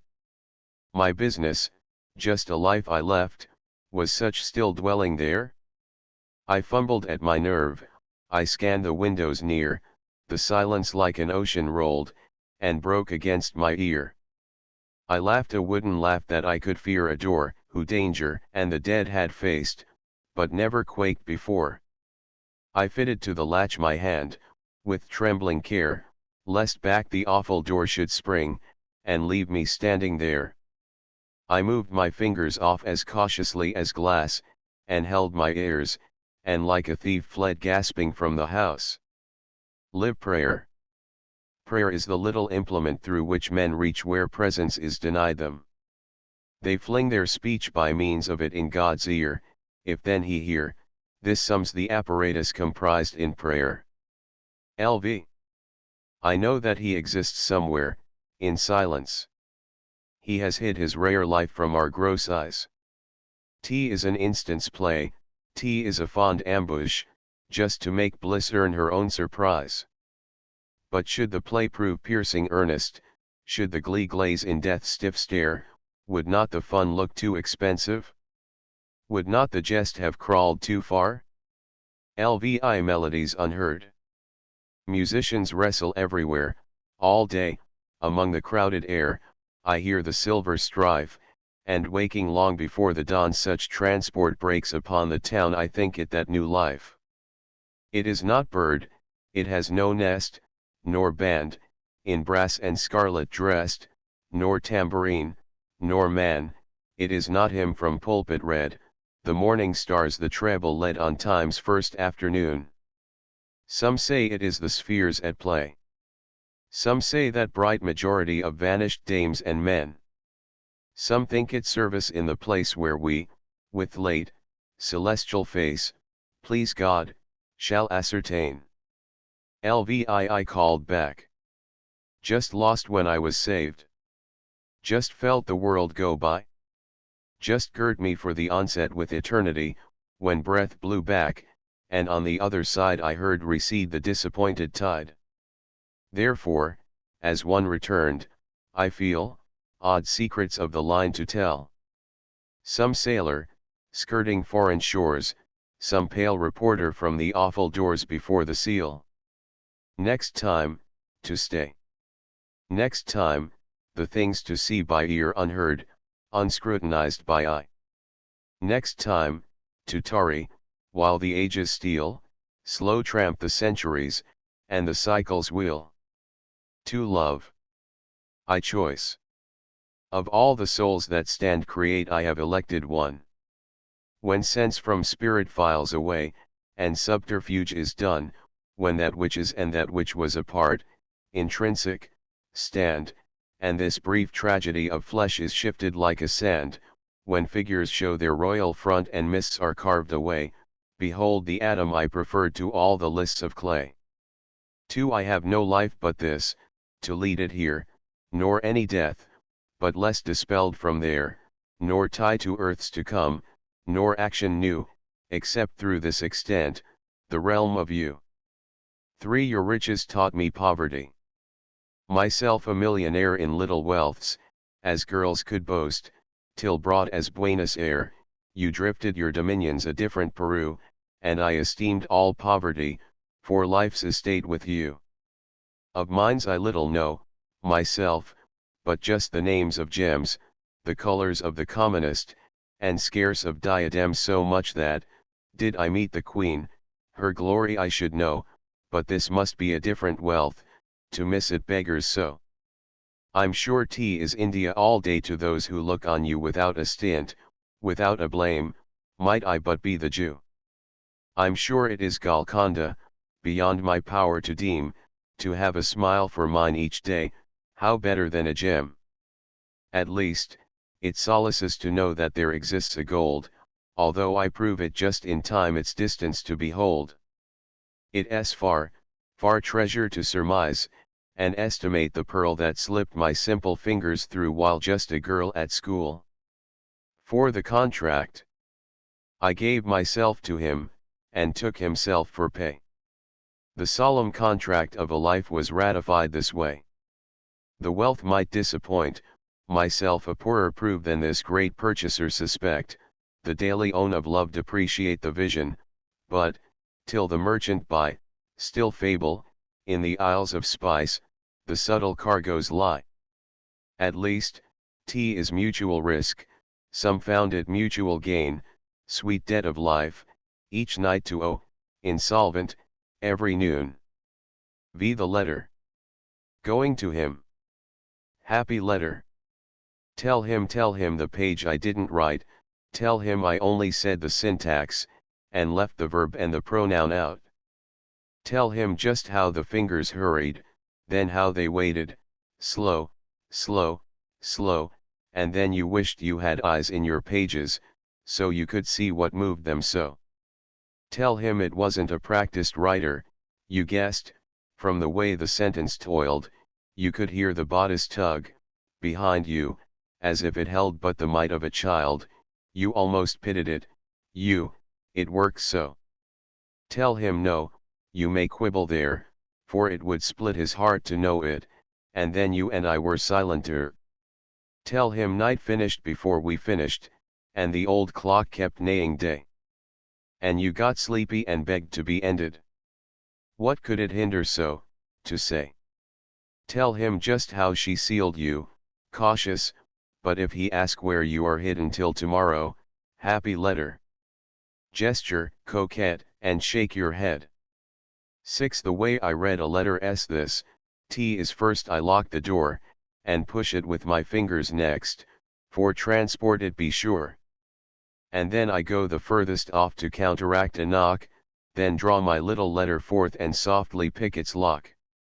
Then, glancing narrow at the wall, and narrow at the floor, for firm conviction of a mouse not exorcised before, peruse how infinite I am to no one that you know. And sigh for lack of heaven, but not the heaven the creeds bestow. 7. Wild nights? Wild nights? Were I with thee, wild nights should be our luxury. Futile the winds to a heart in port, done with the compass, done with the chart. Rowing in Eden. Ah! The sea. Might I but moor tonight in thee. 8. At home. The night was wide, and furnished scant with but a single star, that often as a cloud it met blew out itself for fear. The wind pursued the little bush, and drove away the leaves November left, then clambered up and fretted in the eaves. No squirrel went abroad, a dog's belated feet like intermittent plush were heard adown the empty street. To feel if blinds be fast, and closer to the fire her little rocking chair to draw, and shiver for the poor, the housewife's gentle task. How pleasanter, said she unto the sofa opposite, the sleet than may know thee. 9. Possession. Did the harebell loose her girdle to the lover bee, would the bee the harebell hallow much as formerly? Did the paradise, persuaded, yield her mote of pearl, would the Eden be an Eden, or the earl an earl? A charm invests a face imperfectly beheld, the lady dare not lift her veil for fear it be dispelled. But peers beyond her mesh, and wishes, and denies, lest interview annul a want that image satisfies. 11. The lovers. The rose did caper on her cheek, her bodice rose and fell, her pretty speech, like drunken men, did stagger pitiful. Her fingers fumbled at her work, her needle would not go, what ailed so smart a little maid it puzzled me to know, till opposite I spied a cheek that bore another rose, just opposite, another speech that like the drunkard goes, a vest that, like the bodice, danced to the immortal tune, till those two troubled little clocks ticked softly into one. 12. In lands I never saw, they say, immortal Alps look down, whose bonnets touch the firmament, whose sandals touch the town, meek at whose everlasting feet a myriad daisies play. Which, sir, are you, and which am I, upon an August day? 13. The moon is distant from the sea, and yet with amber hands she leads him, docile as a boy, along appointed sands. He never misses a degree, obedient to her eye, he comes just so far toward the town, just so far goes away. Oh, Signor, thine the amber hand, and mine the distant sea, obedient to the least command thine eyes impose on me. 14. He put the belt around my life, I heard the buckle snap, and turned away, imperial, my lifetime folding up deliberate, as a duke would do a kingdom's title deed, henceforth a dedicated sword, a member of the cloud. Yet not too far to come at call, and do the little toils that make the circuit of the rest, and deal occasional smiles to lives that stoop to notice mine and kindly ask it in, whose invitation, knew you not for whom I must decline? 15. The lost jewel. I held a jewel in my fingers and went to sleep. The day was warm, and winds were prosy, I said, tea will keep. I woke and chid my honest fingers, the gem was gone, and now an amethyst remembrance is all I own.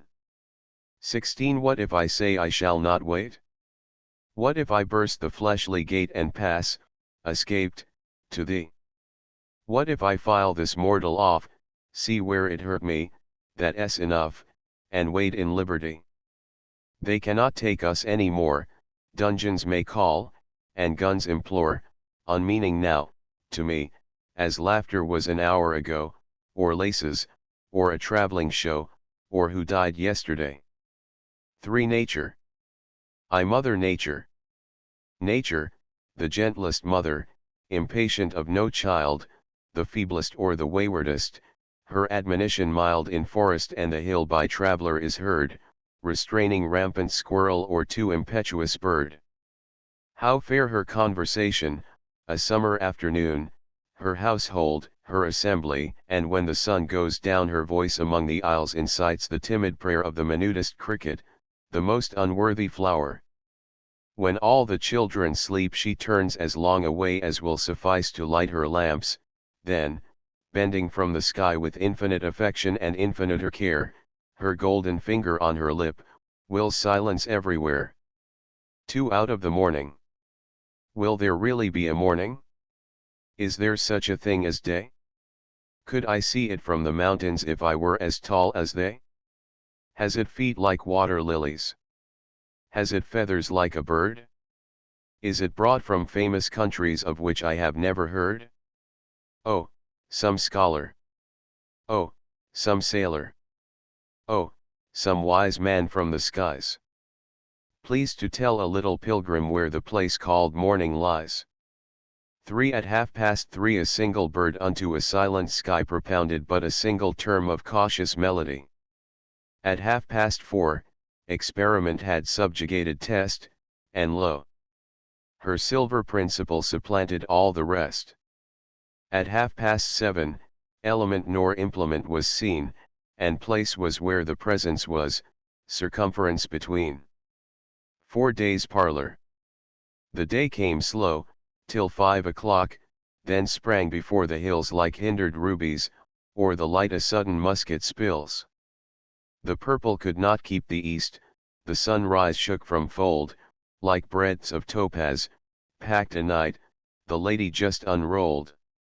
The happy wines their timbrels took, the birds, in docile rows, arranged themselves around their prince, the wind is prince of those. The orchard sparkled like a Jew, how mighty tea was, to stay a guest in this stupendous place, the parlor of the day. The sun's wooing. The sun just touched the morning, happy thing, supposed that he had come to dwell, and life would be all spring. She felt herself supremer, a raised, ethereal thing, henceforth for her what holiday. Meanwhile, her wheeling king trailed slow along the orchards his haughty, spangled hems, leaving a new necessity, the want of diadems. The morning fluttered, staggered, felt feebly for her crown, her unanointed forehead henceforth her only one. 6. The robin. The robin is the one that interrupts the morn with hurried, few, express reports when March is scarcely on. The robin is the one that overflows the noon with her cherubic quantity, an April but begun. The robin is the one that speechless from her nest submits that home and certainty and sanctity are best. 7. The butterfly's day. From cocoon forth a butterfly as lady from her door emerged a summer afternoon repairing everywhere, without design, that I could trace, except to stray abroad on miscellaneous enterprise the clovers understood. Her pretty parasol was seen contracting in a field where men made hay, then struggling hard with an opposing cloud, where parties, phantom as herself, to nowhere seemed to go in purposeless circumference, as tea were a tropic show. And notwithstanding bee that worked, and flower that zealous blew, this audience of idleness disdained them, from the sky, till sundown crept, a steady tide, and men that made the hay and afternoon and butterfly, extinguished in its sea. 8. The bluebird. Before you thought of spring, except as a surmise, you see, God bless his suddenness, a fellow in the skies of independent hues, a little weather-worn, inspiriting habiliments of indigo and brown. With specimens of song, as if for you to choose, discretion in the interval, with gay delays he goes to some superior tree without a single leaf, and shouts for joy to nobody but his seraphic self. 9 April. An altered look about the hills, a Tyrian light the village fills, a wider sunrise in the dawn, a deeper twilight on the lawn, a print of a vermilion foot, a purple finger on the slope, a flippant fly upon the pane, a spider at his trade again, an added strut in Chanticleer, a flower expected everywhere, an axe shrill singing in the woods, fern odors on untraveled roads, all this, and more I cannot tell, a furtive look you know as well, and Nicodemus mystery receives its annual reply. X. The sleeping flowers. Whose are the little beds, I asked, which in the valleys lie? Some shook their heads, and others smiled, and no one made reply. Perhaps they did not hear, I said, I will inquire again. Whose are the beds, the tiny beds so thick upon the plain? T is daisy in the shortest, a little farther on, nearest the door to wake the first, little Leontodon.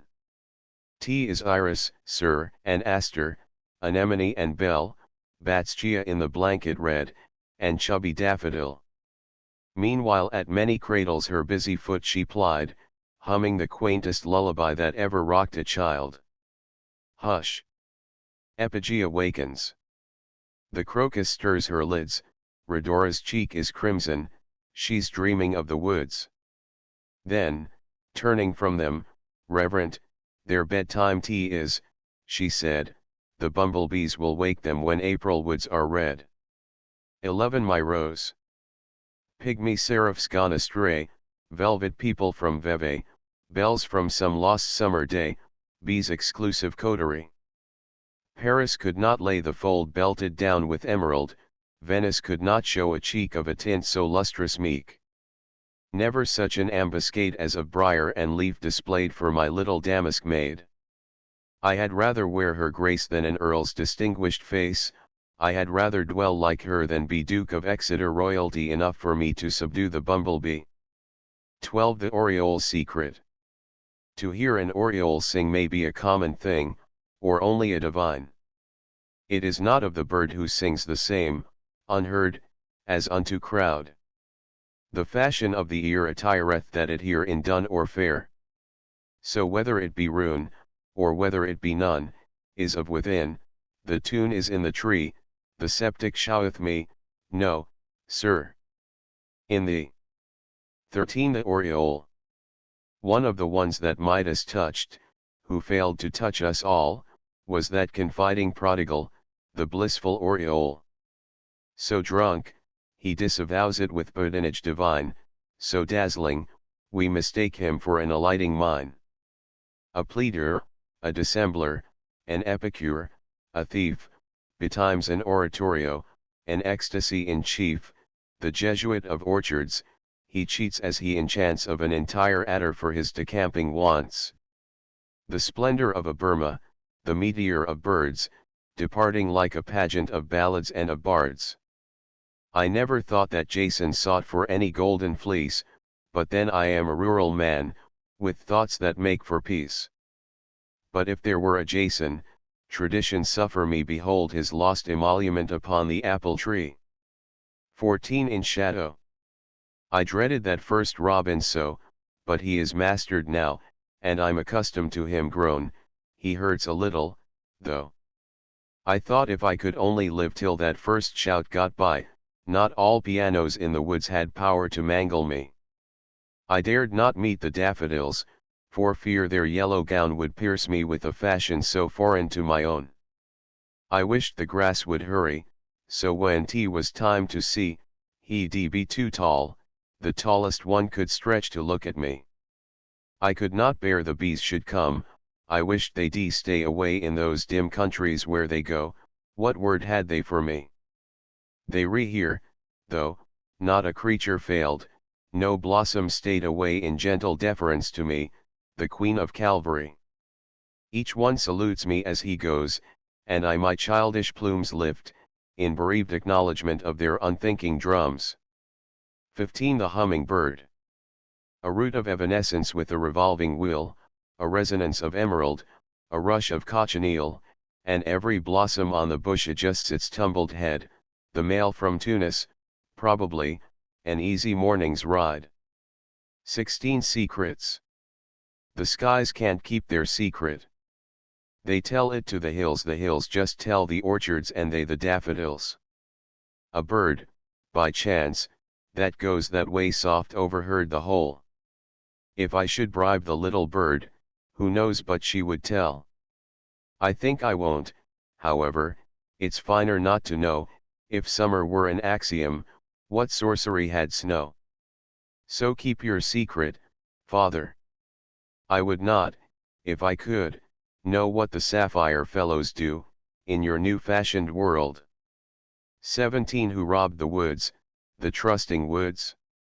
The unsuspecting trees brought out their burrs and mosses his fantasy to please. He scanned their trinkets, curious, he grasped, he bore away. What will the solemn hemlock, what will the fir tree say? 18 Two voyagers. Two butterflies went out at noon and waltzed above a stream, then stepped straight through the firmament and rested on a beam, and then together bore away upon a shining sea, though never yet, in any port, their coming mentioned be. If spoken by the distant bird, if met in either sea by frigate or by merchantman, report was not to me. 19 By the sea. I started early, took my dog, and visited the sea. The mermaids in the basement came out to look at me, and frigates in the upper floor extended hempen hands, presuming me to be a mouse aground, upon the sands. But no man moved me till the tide went past my simple shoe, and past my apron and my belt, and past my bodice too, and made as he would eat me up as wholly as a dew upon a dandelion sleeve, and then I started too. And he followed close behind. I felt his silver heel upon my ankle, then my shoes would overflow with pearl. Until we met the solid town, no man he seemed to know, and bowing with a mighty look at me, the sea withdrew. XX old-fashioned.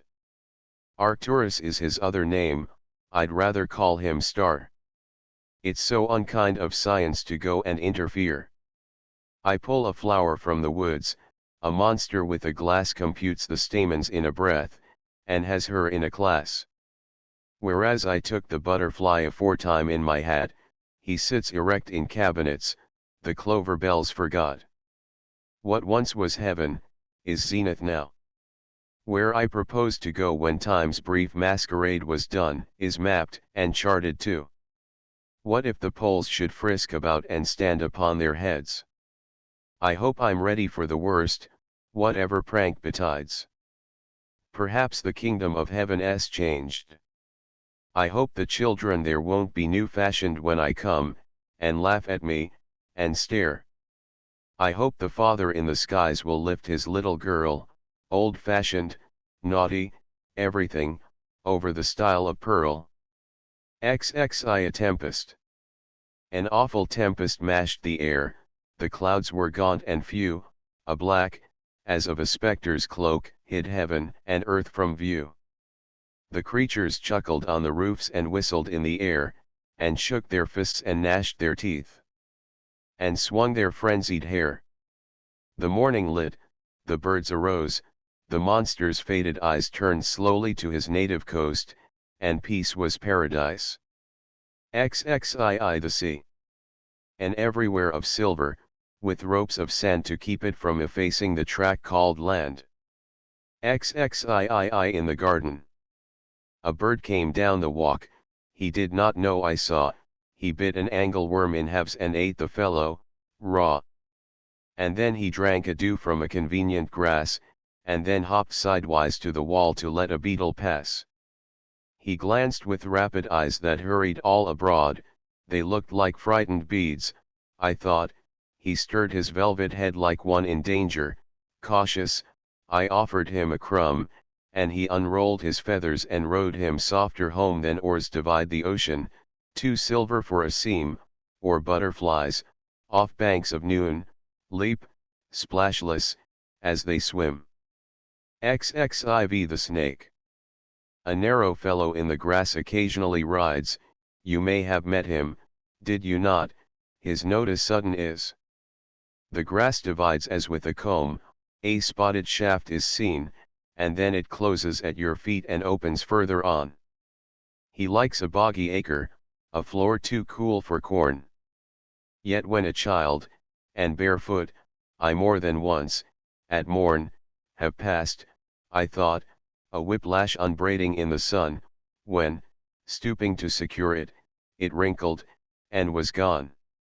Several of nature's people I know, and they know me, I feel for them a transport of cordiality, but never met this fellow, attended or alone, without a tighter breathing, and 0 at the bone. XXV The mushroom.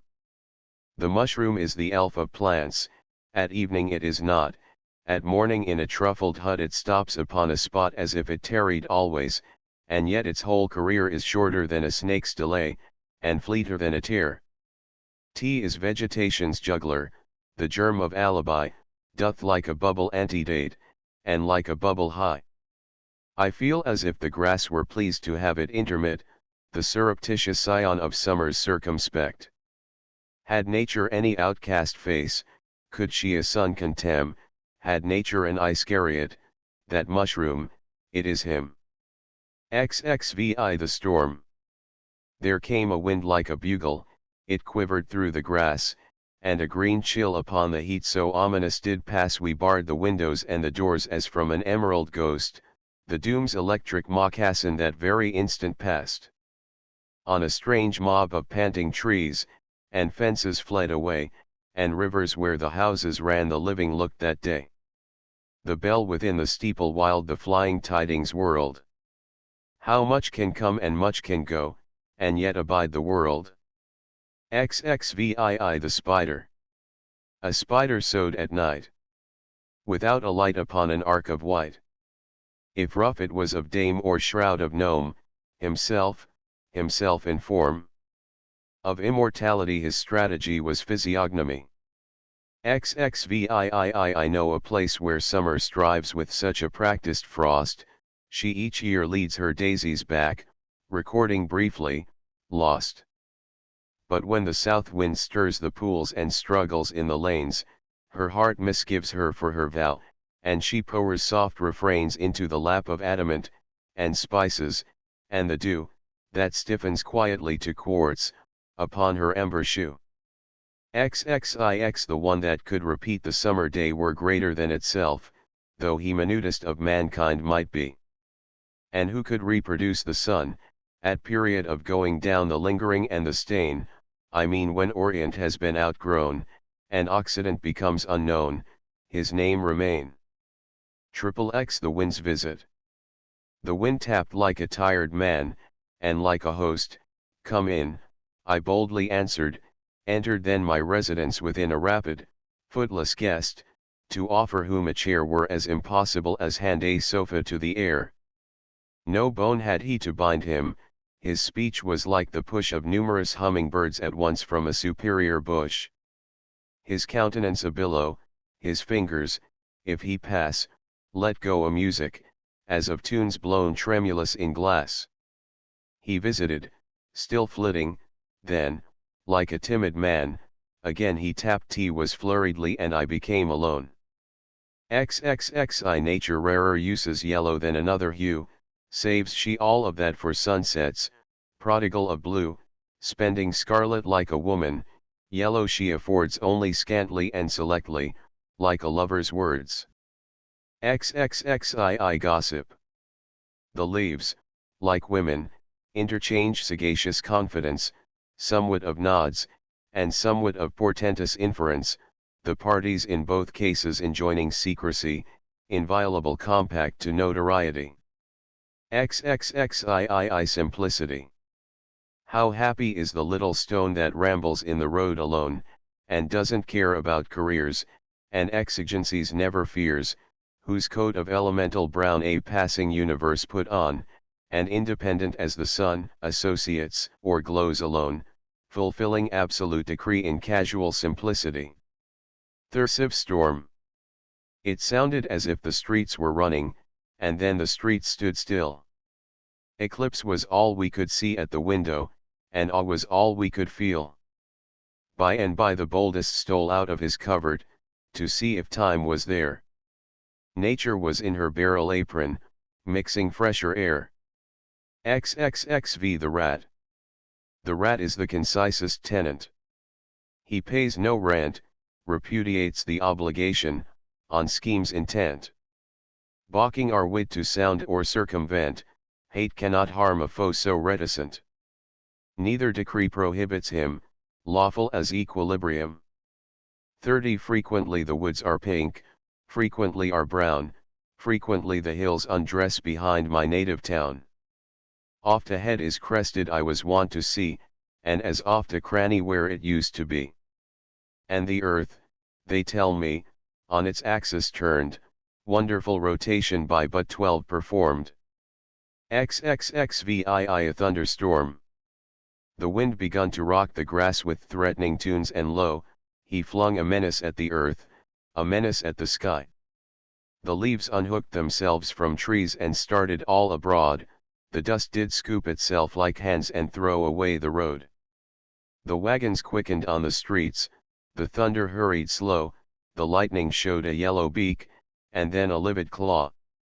The birds put up the bars to nests, the cattle fled to barns, there came one drop of giant rain, and then, as if the hands that held the dams had parted hold, the waters wrecked the sky, but overlooked my father's house, just quartering a tree.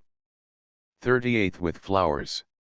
South winds jostle them, bumblebees come, hover, hesitate, drink, and are gone.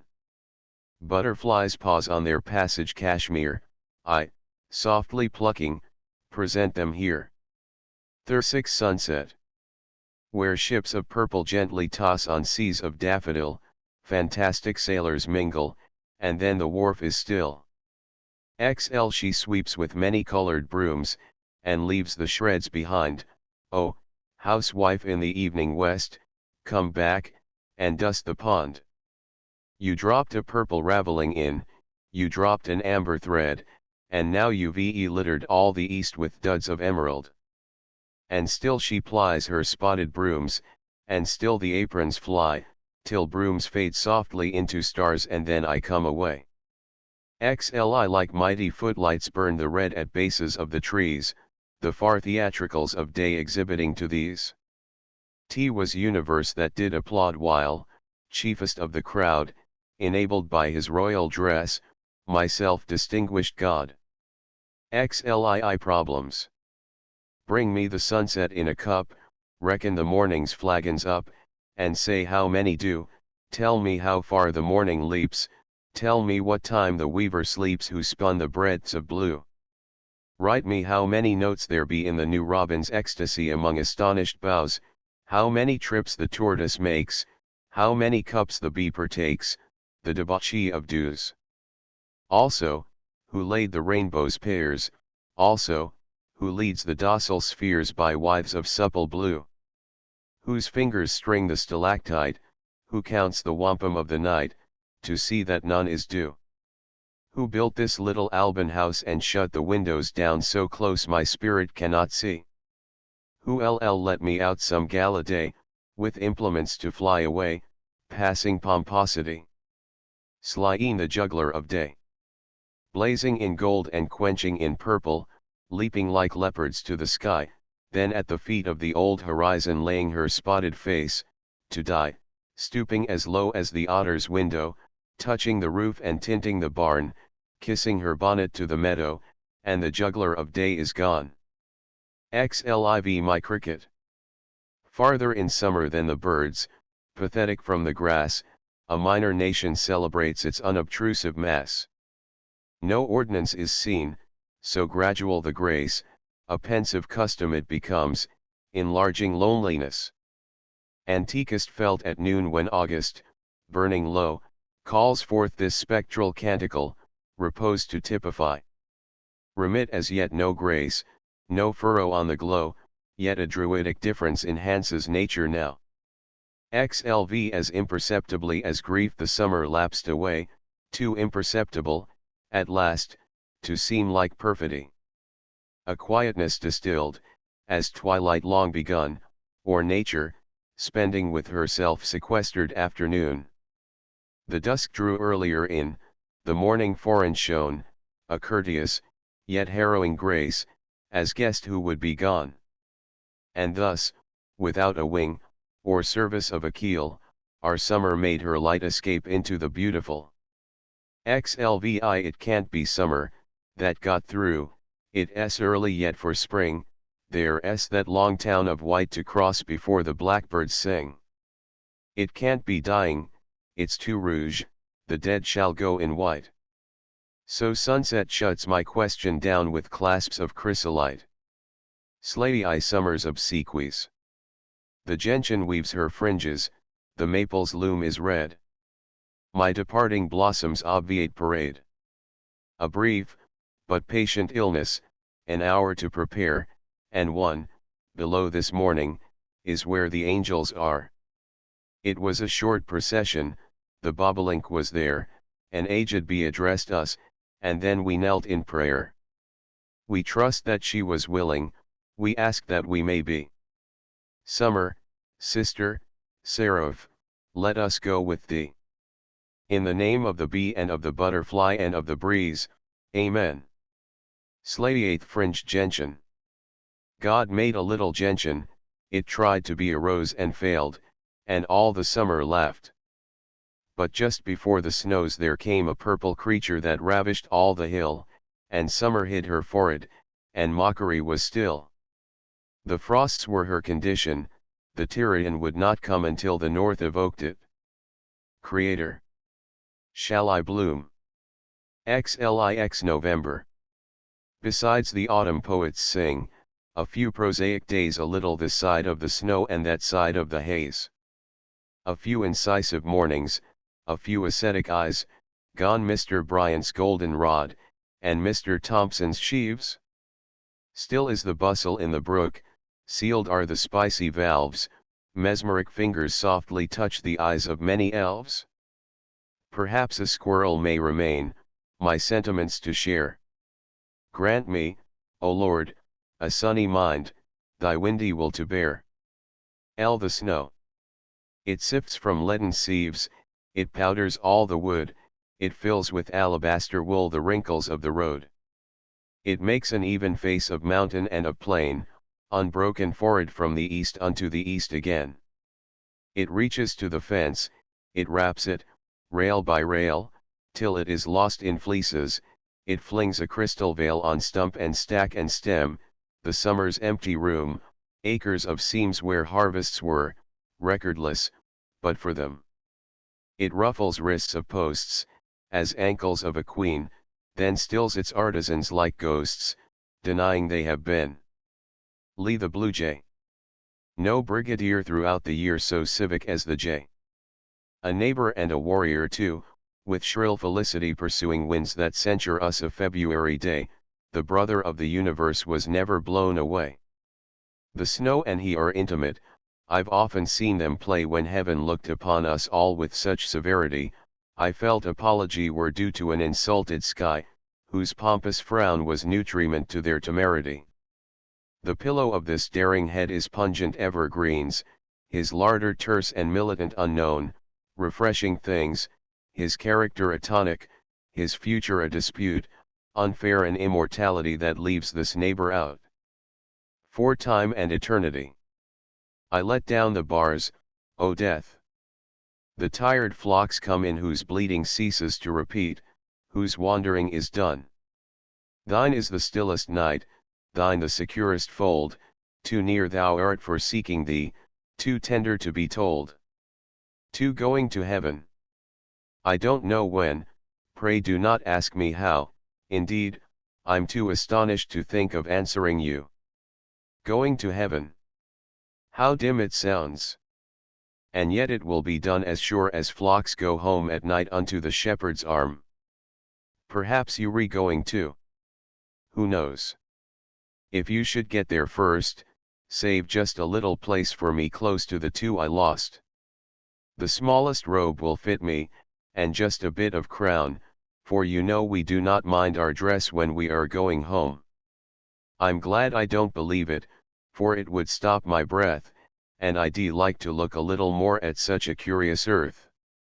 I am glad they did believe it whom I have never found since the mighty autumn afternoon I left them in the ground. 3 at least to pray is left, is left. O Jesus! In the air I know not which thy chamber is, I'm knocking everywhere. Thou stirrest earthquake in the south, and maelstrom in the sea, say, Jesus Christ of Nazareth, hast thou no arm for me? 4 Epitaph. Step lightly on this narrow spot. The broadest land that grows is not so ample as the breast these emerald seams enclose. Step lofty, for this name is told as far as cannon dwell, or flag subsist, or fame export her deathless syllable. Morns like these we parted, noons like these she rose, fluttering first, then firmer, to her fair repose. Never did she lisp it, and tea was not for me, she was mute from transport, I, from agony. Till the evening, nearing, one the shutters drew quick. A sharper rustling. And this linnet flew. 6 A death blow is a life blow to some who, till they died, did not alive become, who, had they lived, had died, but when they died, vitality begun. 7. I read my sentence steadily, reviewed it with my eyes, to see that I made no mistake in its extremist clause, the date, and manner of the shame, and then the pious form that God have mercy on the soul the jury voted him. I made my soul familiar with her extremity, that at the last it should not be a novel agony, but she and death, acquainted, meet tranquilly as friends, salute, and pass without a hint, and there the matter ends. 8. I have not told my garden yet, lest that should conquer me. I have not quite the strength now to break it to the bee. I will not name it in the street, for shops would stare, that I, so shy, so very ignorant, should have the face to die.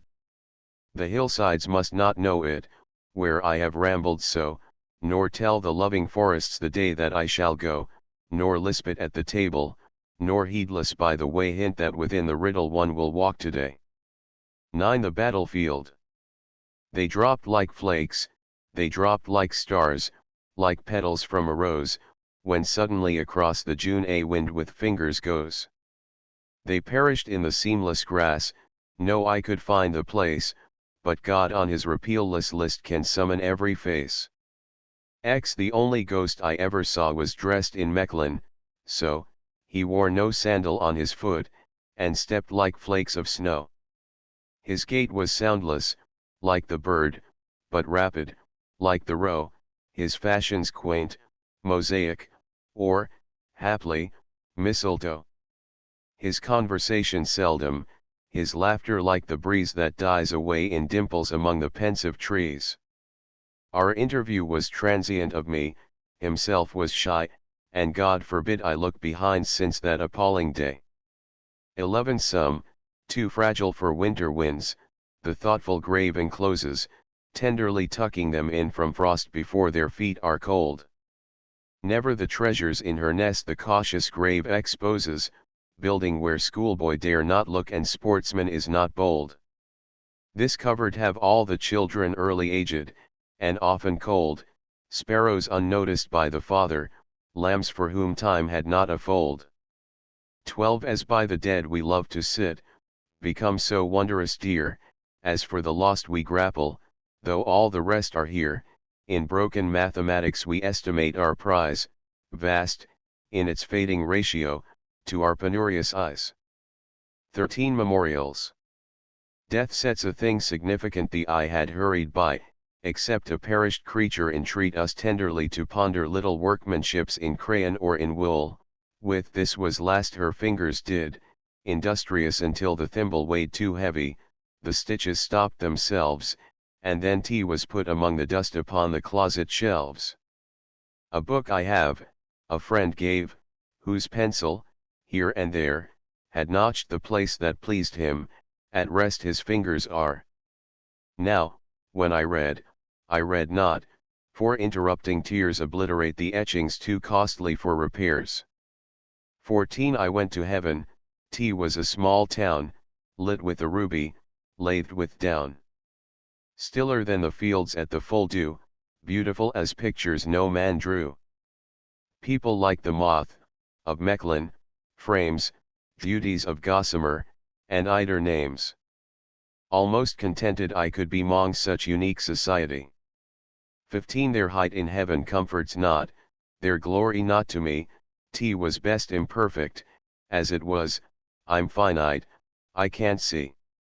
The house of supposition, the glimmering frontier that skirts the acres of perhaps, to me shows insecure. The wealth I had contented me, if T was a meaner size, then I had counted it until it pleased my narrow eyes better than larger values, however true their show, this timid life of evidence keeps pleading, I don't know. 16. There is a shame of nobleness confronting sudden pelf, a finer shame of ecstasy convicted of itself. A best disgrace a brave man feels, acknowledged of the brave, one more ye blessed to be told, but this involves the grave. 17. Triumph. Triumph may be of several kinds. There's triumph in the room when that old imperator, death, by faith is overcome. There's triumph of the finer mind when truth, affronted long, advances calm to her supreme, her God her only throng. A triumph when temptation's bribe is slowly handed back, one eye upon the heaven renounced and one upon the rack. Severer triumph, by himself experienced, who can pass acquitted from that naked bar, Jehovah's countenance. 18 Pompless no life can pass away, the lowliest career to the same pageant wends its way as that exalted here. How cordial is the mystery! The hospitable Paula this way beckons spaciously, a miracle for all. 19 I noticed people disappeared, when but a little child, supposed they visited remote, or settled regions wild. Now know I they both visited and settled regions wild, but did because they died, a fact withheld the little child. XX following. I had no cause to be awake, my best was gone to sleep, and morn a new politeness took, and failed to wake them up, but called the others clear, and passed their curtains by. Sweet morning, when I oversleep, knock, recollect, for me. I looked at sunrise once, and then I looked at them, and wishfulness in me arose for circumstance the same.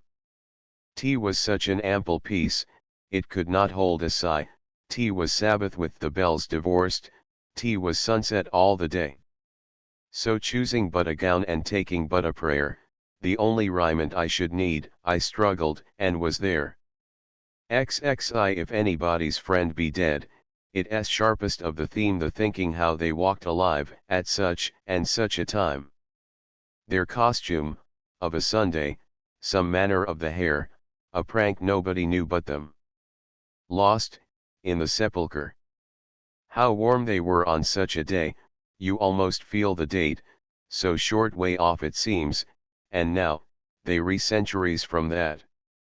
How pleased they were at what you said, you try to touch the smile, and dip your fingers in the frost, when was it, can you tell, you asked the company to tea, acquaintance, just a few, and chatted close with this grand thing that don't remember you. Past bows and invitations, past interview and vow, past what ourselves can estimate, that makes the quick of woe. XXII the journey. Our journey had advanced, our feet were almost come to that odd fork in being's road, eternity by term. Our pace took sudden awe, our feet reluctant led.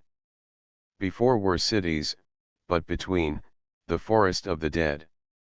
Retreat was out of hope, behind, a sealed route, eternity's white flag before, and God at every gate. XXII a country burial. Ample make this bed. Make this bed with awe, in it wait till judgment break excellent and fair. Be its mattress straight, be its pillow round, let no sunrise yellow noise interrupt this ground. XXIV going. On such a night, or such a night, would anybody care if such a little figure slipped quiet from its chair, so quiet, oh, how quiet? That nobody might know but that the little figure rocked softer, to and fro? On such a dawn, or such a dawn, would anybody sigh that such a little figure too sound asleep did lie for chanticleer to wake it, or stirring house below, or giddy bird in orchard, or early task to do? There was a little figure plump for every little knoll, busy needles and spools of thread, and trudging feet from school.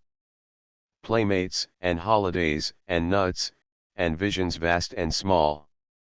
Strange that the feet so precious charged should reach so small a goal.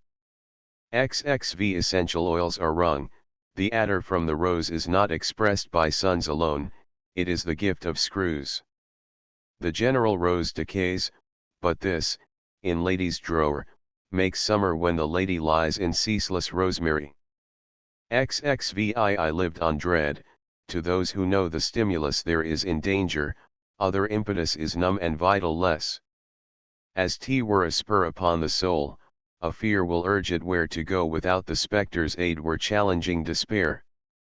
XXVII if I should die, and you should live, and time should gurgle on, and morn should beam, and noon should burn, as it has usual done, if birds should build as early, and bees as bustling go, one might depart at option from enterprise below.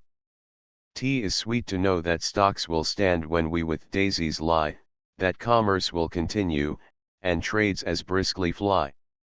It makes the parting tranquil and keeps the soul serene, that gentlemen so sprightly conduct the pleasing scene. XXVIII at length. Her final summer was it, and yet we guessed it not, if tenderer industriousness pervaded her, we thought a further force of life developed from within, when death lit all the shortness up, and made the hurry plain. We wondered at our blindness, when nothing was to see but her curare guidepost, at our stupidity, when, duller than our dullness, the busy darling lay, so busy was she, finishing, so leisurely were we. XXIX Ghosts. One need not be a chamber to be haunted, one need not be a house, the brain has corridors surpassing material place. Far safer, of a midnight meeting external ghost, than an interior confronting that whiter host. Far safer through an abbey gallop, the stones a case, than, moonless, one's own self-encounter in lonesome place. Ourself, behind ourself concealed, should startle most, assassin, hid in our apartment, be horror's least. The prudent carries a revolver, he bolts the door, o'erlooking a superior spectre more near. XXX vanished. She died, this was the way she died, and when her breath was done, took up her simple wardrobe and started for the sun. Her little figure at the gate the angels must have spied, since I could never find her upon the mortal side. XXXI precedence. Wait till the majesty of death invests so mean a brow. Almost a powdered footman might dare to touch it now. Wait till in everlasting robes this democrat is dressed, then prate about preferment and station and the rest. Around this quiet courtier obsequious angels wait. Full royal is his retinue, full purple is his state. A lord might dare to lift the hat to such a modest clay, since that my lord, the Lord of Lords receives unblushingly. XXXII gone. Went up a year this evening. I recollect it well. Amid no bells nor bravos the bystanders will tell. Cheerful, as to the village, tranquil, as to repose, chastened, as to the chapel, this humble tourist rose. Did not talk of returning, alluded to no time when, were the gales propitious, we might look for him, was grateful for the roses in life's diverse bouquet, talked softly of new species to pick another day. Beguiling thus the wondrous nearer drew, hands bustled at the moorings the crowd respectful grew. Ascended from our vision to countenances new. A difference, a daisy, is all the rest I knew. XXXII Requiem. Taken from men this morning, carried by men today, met by the gods with banners who marshalled her away. One little maid from playmates, one little mind from school, there must be guests in Eden, all the rooms are full. Far as the east from even, dim as the border star, courtiers quaint, in kingdoms, are departed are. Thursive what inn is this where for the night peculiar traveller comes? Who is the landlord? Where the maids? Behold, what curious rooms! No ruddy fires on the hearth, no brimming tankards flow. Necromancer, landlord, who are these below? XXXV It was not death, for I stood up, and all the dead lie down, it was not night, for all the bells put out their tongues, for noon. It was not frost, for on my flesh I felt sirocco's crawl, nor fire, for just my marble feet could keep a chancel cool. And yet it tasted like them all, the figures I have seen set orderly, for burial, reminded me of mine, as if my life were shaven and fitted to a frame, and could not breathe without a key, and tea was like midnight, some, when everything that ticked has stopped, and space stares, all around, or grisly frosts, first autumn morns, repeal the beating ground. But most like chaos, stopless, cool, without a chance or spar, or even a report of land to justify despair. 30 till the end. I should not dare to leave my friend, because if he should die while I was gone, and I too late should reach the heart that wanted me, if I should disappoint the eyes that hunted so, to see, and could not bear to shut until they noticed me, if I should stab the patient faith so sure I'd come, it listening, went to sleep telling my tardy name, my heart would wish it broke before, since breaking then, were useless as next morning's sun, where midnight frosts had lain.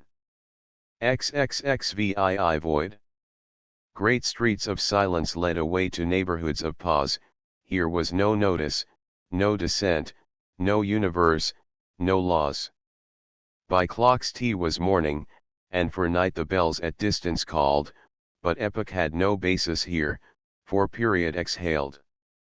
38 a throw upon the features, a hurry in the breath, an ecstasy of parting denominated death, an anguish at the mention, which, when to patience grown, I've known permission given to rejoin its own.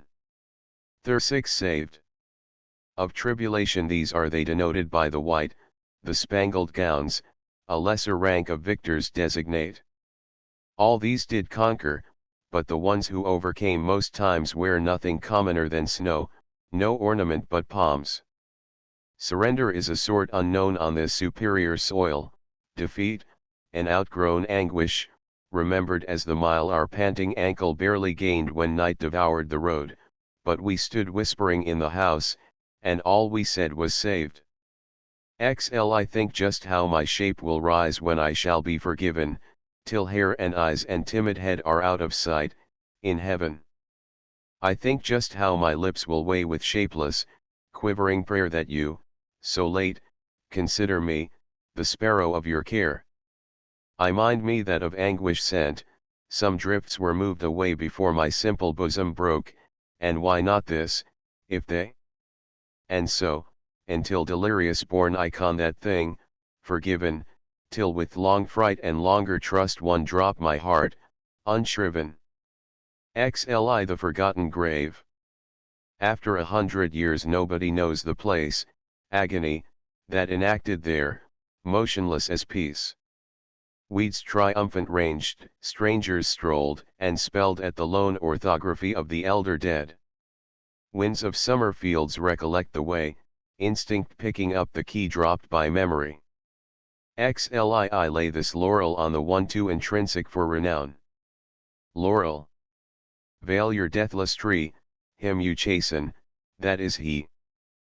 Poems by Emily Dickinson, 3rd series, edited by Mabel Loomis Todd. It's all I have to bring today, this, and my heart beside, this, and my heart, and all the fields, and all the meadows wide. Be sure you count, should I forget, someone the sum could tell, this, and my heart, and all the bees which in the clover dwell. Preface. The intellectual activity of Emily Dickinson was so great that a large and characteristic choice is still possible among her literary material, and this 3rd volume of her verses is put forth in response to the repeated wish of the admirers of her peculiar genius. Much of Emily Dickinson's prose was rhythmic, even rhymed, though frequently not set apart in lines. Also many verses, written as such, were sent to friends in letters. These were published in 1894, in the volumes of her letters. It has not been necessary, however, to include them in this series, and all have been omitted, except 3 or 4 exceptionally strong ones, as a book, and with flowers.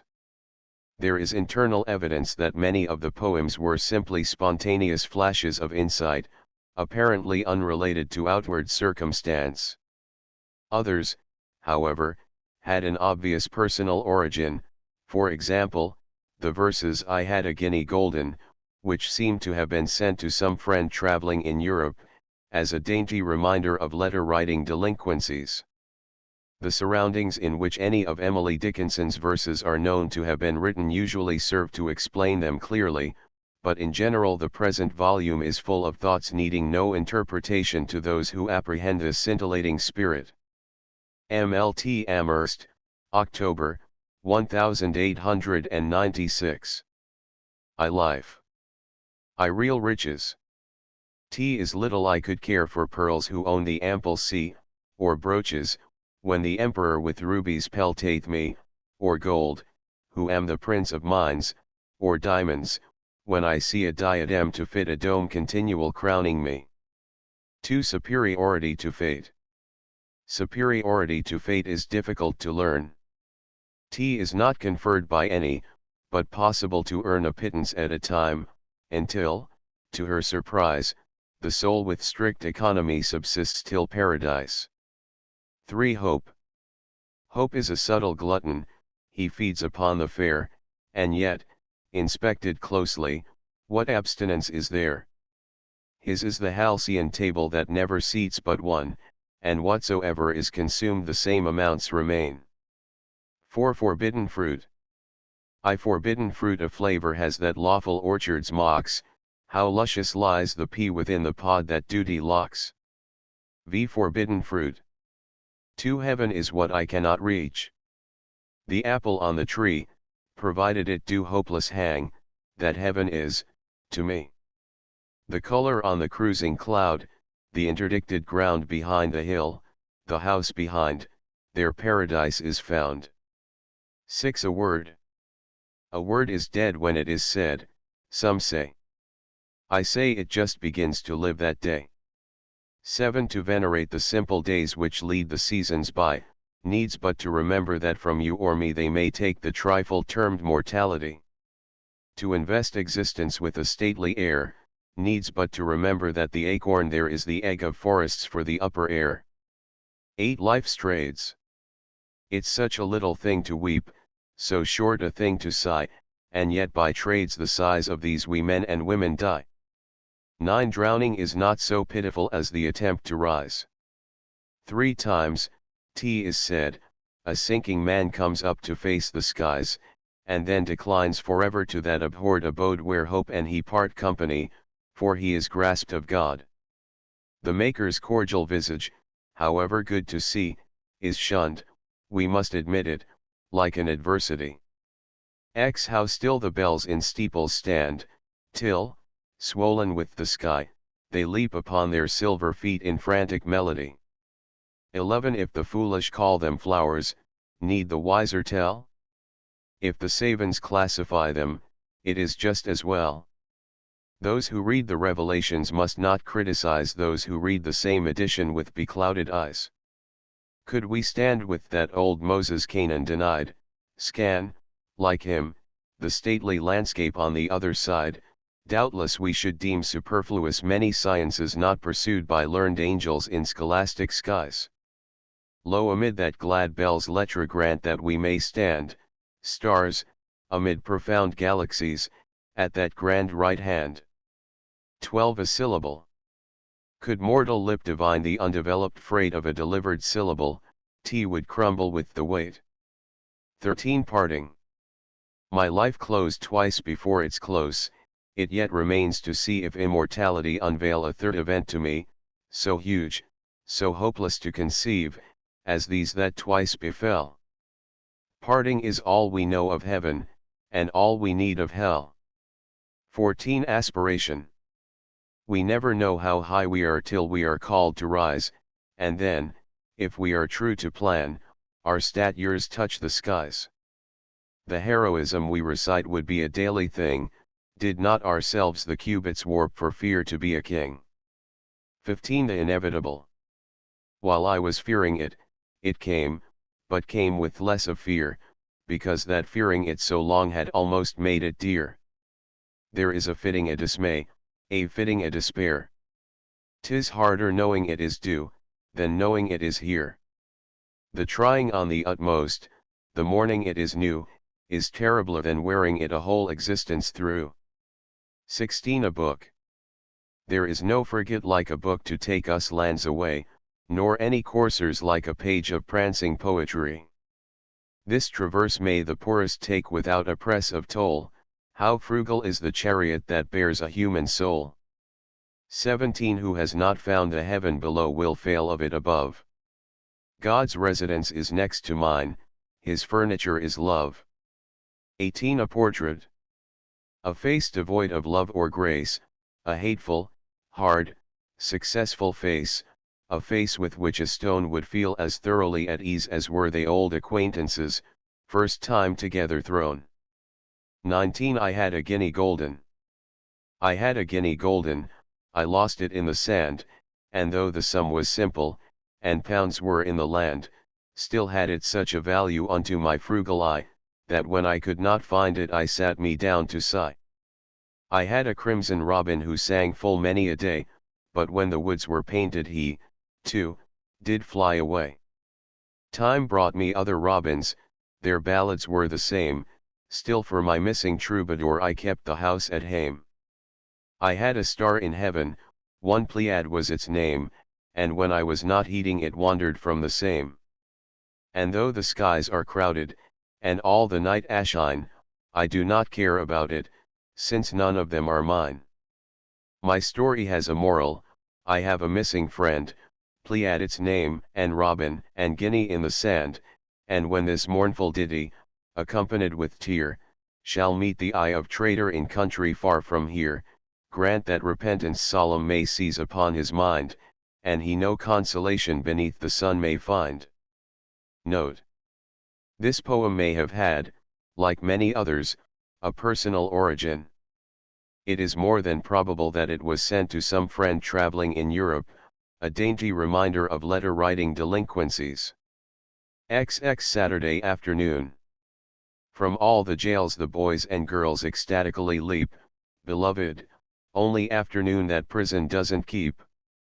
They storm the earth and stun the air, a mob of solid bliss. Alas! That frowns could lie in wait for such a foe as this. XXI few get enough, enough is one, to that ethereal throng have not each one of us the right to stealthily belong? XXII upon the gallows hung a wretch, too sullied for the hell to which the law entitled him. As nature's curtain fell the one who bore him tottered in, for this was woman's son. Tea was all I had, she stricken gasped, oh, what a livid boon. XXIII the lost thought. I felt a clearing in my mind as if my brain had split, I tried to match it, seam by seam, but could not make them fit. The thought behind I strove to join unto the thought before, but sequence raveled out of reach like balls upon a floor. XXIV reticence. The reticent volcano keeps his never slumbering plan, confided are his projects pink to no precarious man. If nature will not tell the tale Jehovah told to her, can human nature not survive without a listener? Admonished by her buckled lips let every babbler be. The only secret people keep is immortality. XXV with flowers. If recollecting were forgetting, then I remember not, and if forgetting, recollecting, how near I had forgot.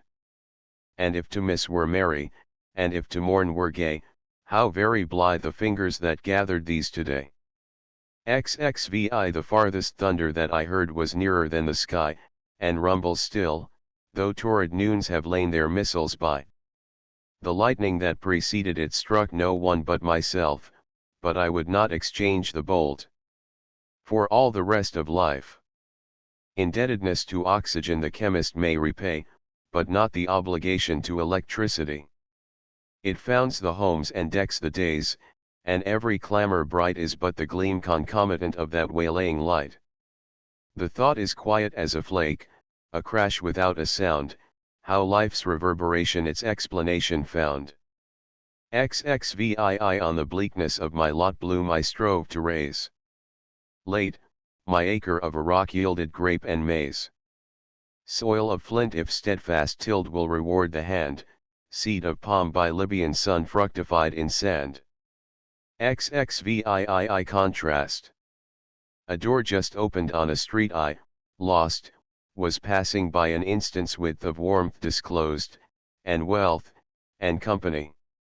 The door as sudden shut, and I, lost, was passing by, lost doubly, but by contrast most, enlightening misery. XXIX friends. Are friends delight or pain? Could bounty but remain riches were good. But if they only stay bolder to fly away, riches are sad. XXX fire. Ashes denote that fire was, respect the greyest pile for the departed creature's sake that hovered there a while. Fire exists the first in light, and then consolidates, only the chemist can disclose into what carbonates. XXXI a man.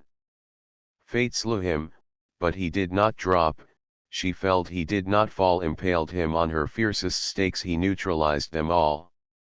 She stung him, sapped his firm advance, but, when her worst was done, and he, unmoved, regarded her, acknowledged him a man. XXXII ventures. Finite to fail, but infinite to venture. For the one ship that struts the shore many's the gallant, overwhelmed creature nodding in navies nevermore. XXXII griefs. I measure every grief I meet with analytic eyes, I wonder if it weighs like mine, or has an easier size. I wonder if they bore it long, or did it just begin. I could not tell the date of mine, it feels so old a pain. I wonder if it hurts to live, and if they have to try, and whether, could they choose between, they would not rather die. I wonder if when years have piled some thousands on the cause of early hurt, if such a lapse could give them any pause, or would they go on aching still through centuries above, enlightened to a larger pain by contrast with the love. The grieved are many, I am told, the reason deeper lies, death is but one and comes but once, and only nails the eyes. There's grief of want, and grief of cold, a sort they call despair, there's banishment from native eyes, in sight of native air. And though I may not guess the kind correctly, yet to me a piercing comfort it affords in passing Calvary, to note the fashions of the cross, of those that stand alone, still fascinated to presume that some are like my own. Thursive I have a king who does not speak, so, wondering, through the hours meek I trudge the day away half glad when it is night and sleep, if, haply, through a dream to peep in parlors shut by day. And if I do, when morning comes, it is as if 100 drums did round my pillow roll, and shouts fill all my childish sky, and bells keep saying victory from steeples in my soul. And if I don't, the little bird within the orchard is not heard, and I omit to pray, Father, thy will be done today, for my will goes the other way, and it were perjury. XXXV disenchantment. It dropped so low in my regard I heard it hit the ground, and go to pieces on the stones at bottom of my mind, yet blamed the fate that fractured, less than I reviled myself for entertaining plated wares upon my silver shelf. 30 Lost faith. To lose one's faith surpasses the loss of an estate, because estates can be replenished, faith cannot. Inherited with life, belief but once can be, annihilate a single clause, and being's beggary. XXXVII lost joy. I had a daily bliss I half indifferent viewed, till sudden I perceived it stir, it grew as I pursued, till when, around a crag, it wasted from my sight, enlarged beyond my utmost scope, I learned its sweetness right. 38 I worked for chaff, and earning wheat was haughty and betrayed. What right had fields to arbitrate in matters ratified? I tasted wheat, and hated chaff, and thanked the ample friend, wisdom is more becoming viewed at distance than at hand. 36 Life, and death, and giants such as these, are still. Minor apparatus, hopper of the mill, beetle at the candle, or a fife small fame, maintained by accident that they proclaim. XL Alpine Glow. Our lives are Swiss, so still, so cool, till, some odd afternoon, the Alps neglect their curtains, and we look farther on. Italy stands the other side, while, like a guard between, the solemn Alps, the siren Alps, forever intervene. XLI Remembrance. Remembrance has a rear and front, T is something like a house, it has a garret also for refuse and the mouse, besides, the deepest cellar that ever mason hewed, look to it, by its fathoms ourselves be not pursued. XLII to hang our head ostensibly, and subsequent to find that such was not the posture of our immortal mind, affords the sly presumption that, in so dense a fuzz, you, too, take cobweb attitudes upon a plane of gauze. Slying the brain. The brain is wider than the sky, for, put them side by side, the one the other will include with ease, and you beside. The brain is deeper than the sea, for, hold them, blue to blue, the one the other will absorb, as sponges, buckets do. The brain is just the weight of God, for, lift them, pound for pound, and they will differ, if they do, as syllable from sound. XLIV the bone that has no marrow, what ultimate for that? It is not fit for table, for beggar, or for cat. A bone has obligations, a being has the same, a marrowless assembly is culpabler than shame. But how shall finished creatures a function fresh obtain? Old Nicodemus phantom confronting us again. XLV the past. The past is such a curious creature, to look her in the face a transport may reward us, or a disgrace. Unarmed if any meet her, I charge him, fly. Her rusty ammunition might yet reply. XLVI to help our bleaker parts salubrious hours are given, which if they do not fit for earth drill silently for heaven. Slay what soft, cherubic creatures these gentle women are. One would as soon assault a plush or violate a star. Such dimity convictions, a horror so refined of freckled human nature, of deity ashamed, it's such a common glory, a fisherman's degree. Redemption, brittle lady, be so, ashamed of thee. Slayeth desire. Who never wanted, maddest joy remains to him unknown, the banquet of abstemiousness surpasses that of wine.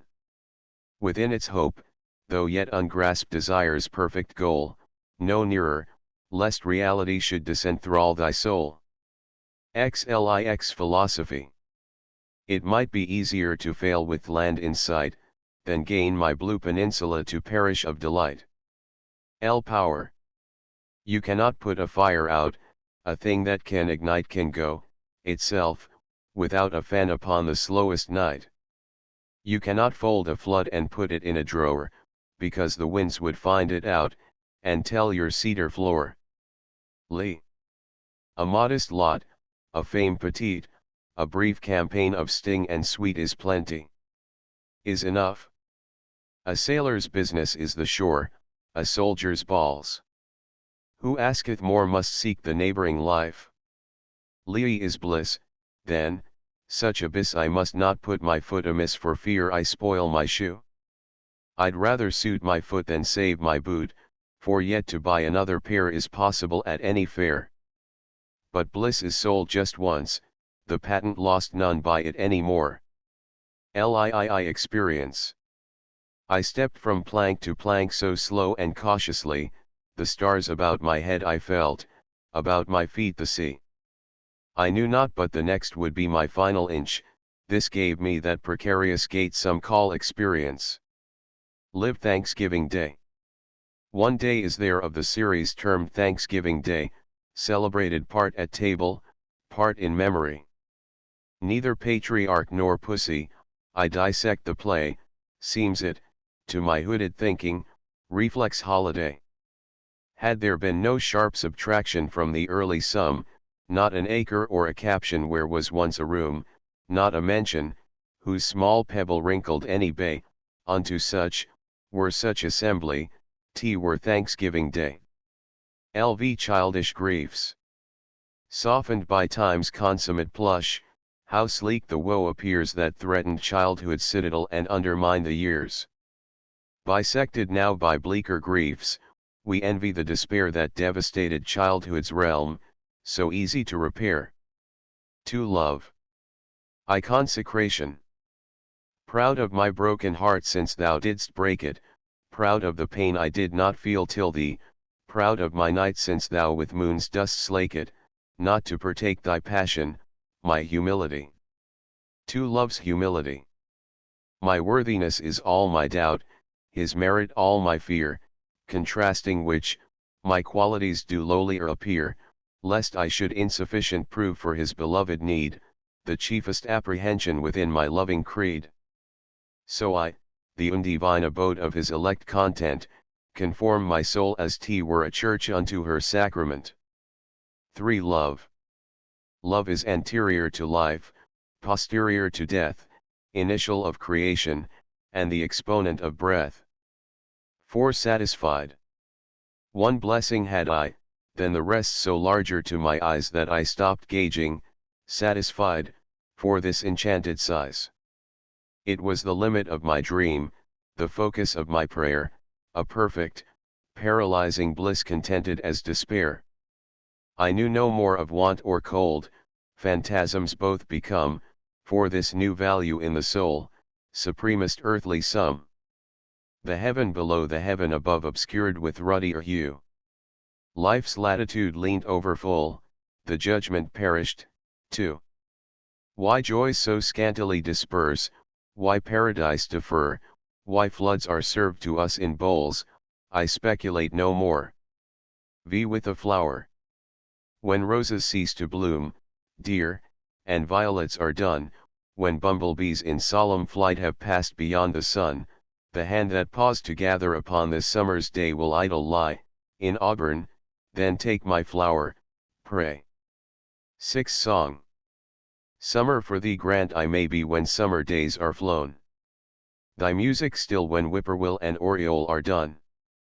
For thee to bloom, I'll skip the tomb and sow my blossoms o'er. Pray gather me, anemone, thy flower forevermore. 7. Loyalty. Split the lark and you'll find the music, bulb after bulb, in silver rolled, scantily dealt to the summer morning, saved for your ear when lutes be old. Loose the flood, you shall find it patent, gush after gush, reserved for you, scarlet experiment. Septic Thomas, now, do you doubt that your bird was true? 8. To lose thee, sweeter than to gain all other hearts I knew. Is true the drought is destitute, but then I had the dew. The Caspian has its realms of sand, its other realm of sea, without the sterile perquisite no Caspian could be. 9. Poor little heart. Did they forget thee? Then dinna care. Then dinna care. Proud little heart. Did they forsake thee? Be debonair. Be debonair. Frail little heart. I would not break thee, could st credit me? Could st credit me? Gay little heart. Like morning glory thou'll wilted be, thou'll wilted be. Forgotten. There is a word which bears a sword can pierce an armed man. It hurls its barbed syllables at once is mute again. But where it fell the saved will tell on patriotic day, some epauletted brother gave his breath away. Wherever runs the breathless sun, wherever roams the day, there is its noiseless onset, there is its victory. Behold the keenest marksman. The most accomplished shot. Time's sublimest target is a soul for God. 11. I've got an arrow here, loving the hand that sent it, I the dart revere. Fell, they will say, in skirmish. Vanquished, my soul will know, by but a simple arrow sped by an archer's bow. 12. The master. He fumbles at your spirit as players at the keys before they drop full music on, he stuns you by degrees, prepares your brittle substance for the ethereal blow, by fainter hammers, further heard, then nearer, then so slow your breath has time to straighten, your brain to bubble cool, deals one imperial thunderbolt that scalps your naked soul. 13 Heart, we will forget him. You and I, tonight. You may forget the warmth he gave, I will forget the light. When you have done, pray tell me, that I my thoughts may dim, haste. Lest while you're lagging, I may remember him. 14 Father, I bring thee not myself, that were the little load, I bring thee the imperial heart I had not strength to hold. The heart I cherished in my own till mine too heavy grew, yet strangest, heavier since it went, is it too large for you? 15 We outgrow love like other things and put it in the drawer, till it an antique fashion shows like costumes grandsires wore. 16 Not with a club the heart is broken, nor with a stone, a whip, so small you could not see it. I've known to lash the magic creature till it fell, yet that whip's name too noble then to tell. Magnanimous of bird by boy descried, to sing unto the stone of which it died. 17 Who? My friend must be a bird, because it flies. Mortal my friend must be, because it dies. Barbs has it, like a bee. Ah, curious friend, thou puzzlest me. 18 He touched me, so I lived to know that such a day, permitted so, I groped upon his breast. It was a boundless place to me, and silenced, as the awful sea puts minor streams to rest. And now, I'm different from before, as if I breathed superior air, or brushed a royal gown, my feet, too, that had wandered so, my gypsy face transfigured now to tenderer renown. 19 Dreams. Let me not mar that perfect dream by an auroral stain, but so adjust my daily night that it will come again. XX Numen Lumen. I live with him, I see his face, I go no more away for visitor, or sundown, death single privacy, the only one forestalling mine, and that by right that he presents a claim invisible, no wedlock granted me. I live with him, I hear his voice, I stand alive today to witness to the certainty of immortality taught me by time, the lower way, conviction every day, that life like this is endless, be judgment what it may. XXI Longing.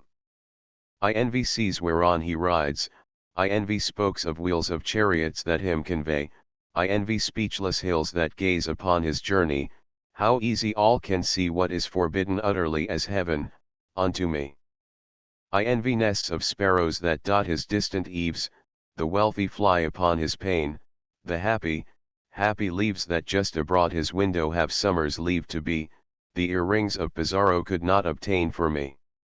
I envy light that wakes him, and bells that boldly ring to tell him it is noon abroad, myself his noon could bring, yet interdict my blossom and abrogate my bee, lest noon in everlasting night drop Gabriel and me.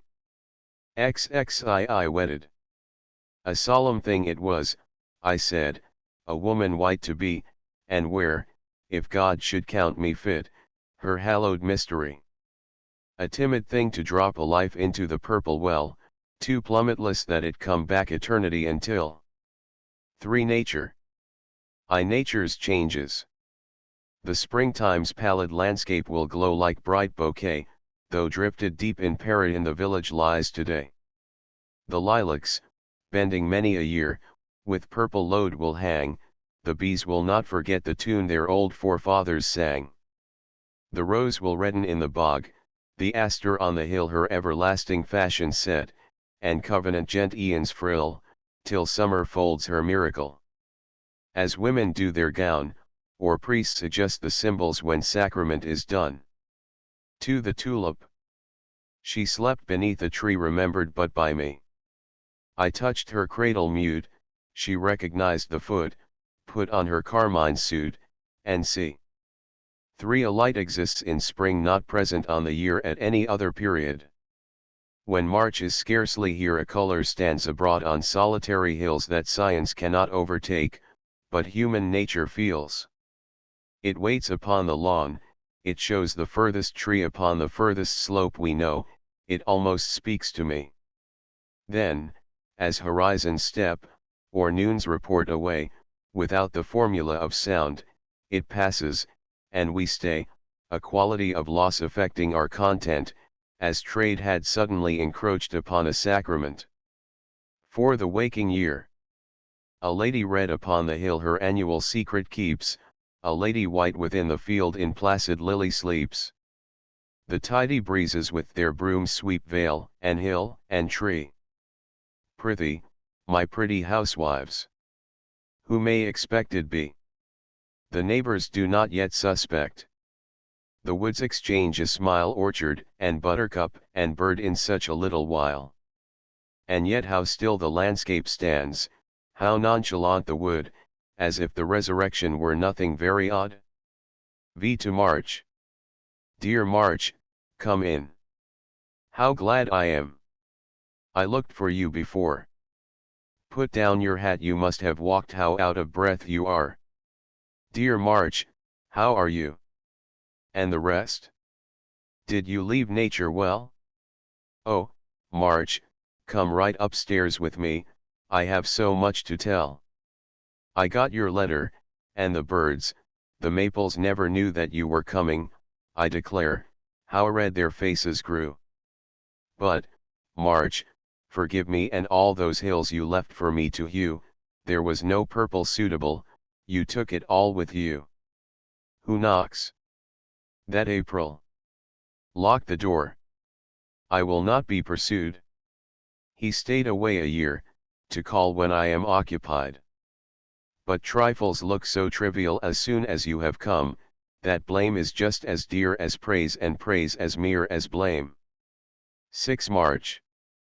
We like March, his shoes are purple, he is new and high, makes he mud for dog and peddler, makes he forest dry, knows the adder's tongue his coming, and begets her spot. Stands the sun so close and mighty that our minds are hot. News is he of all the others, bold it were to die with the bluebirds buccaneering on his British sky. 7 Dawn. Not knowing when the dawn will come, I open every door, or has it feathers like a bird, or billows like a shore. 8 A murmur in the trees to note, not loud enough for wind, a star not far enough to seek, nor near enough to find, a long, long yellow on the lawn, a hubbub as of feet, not audible, as ours to us, but dapperer, more sweet, a hurrying home of little men to houses unperceived.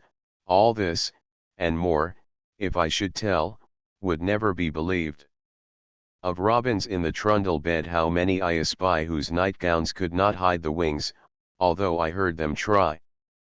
But then I promised ne'er to tell, how could I break my word?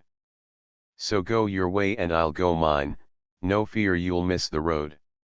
9 Morning is the place for dew, corn is made at noon, after dinner light for flowers, dukes for setting sun.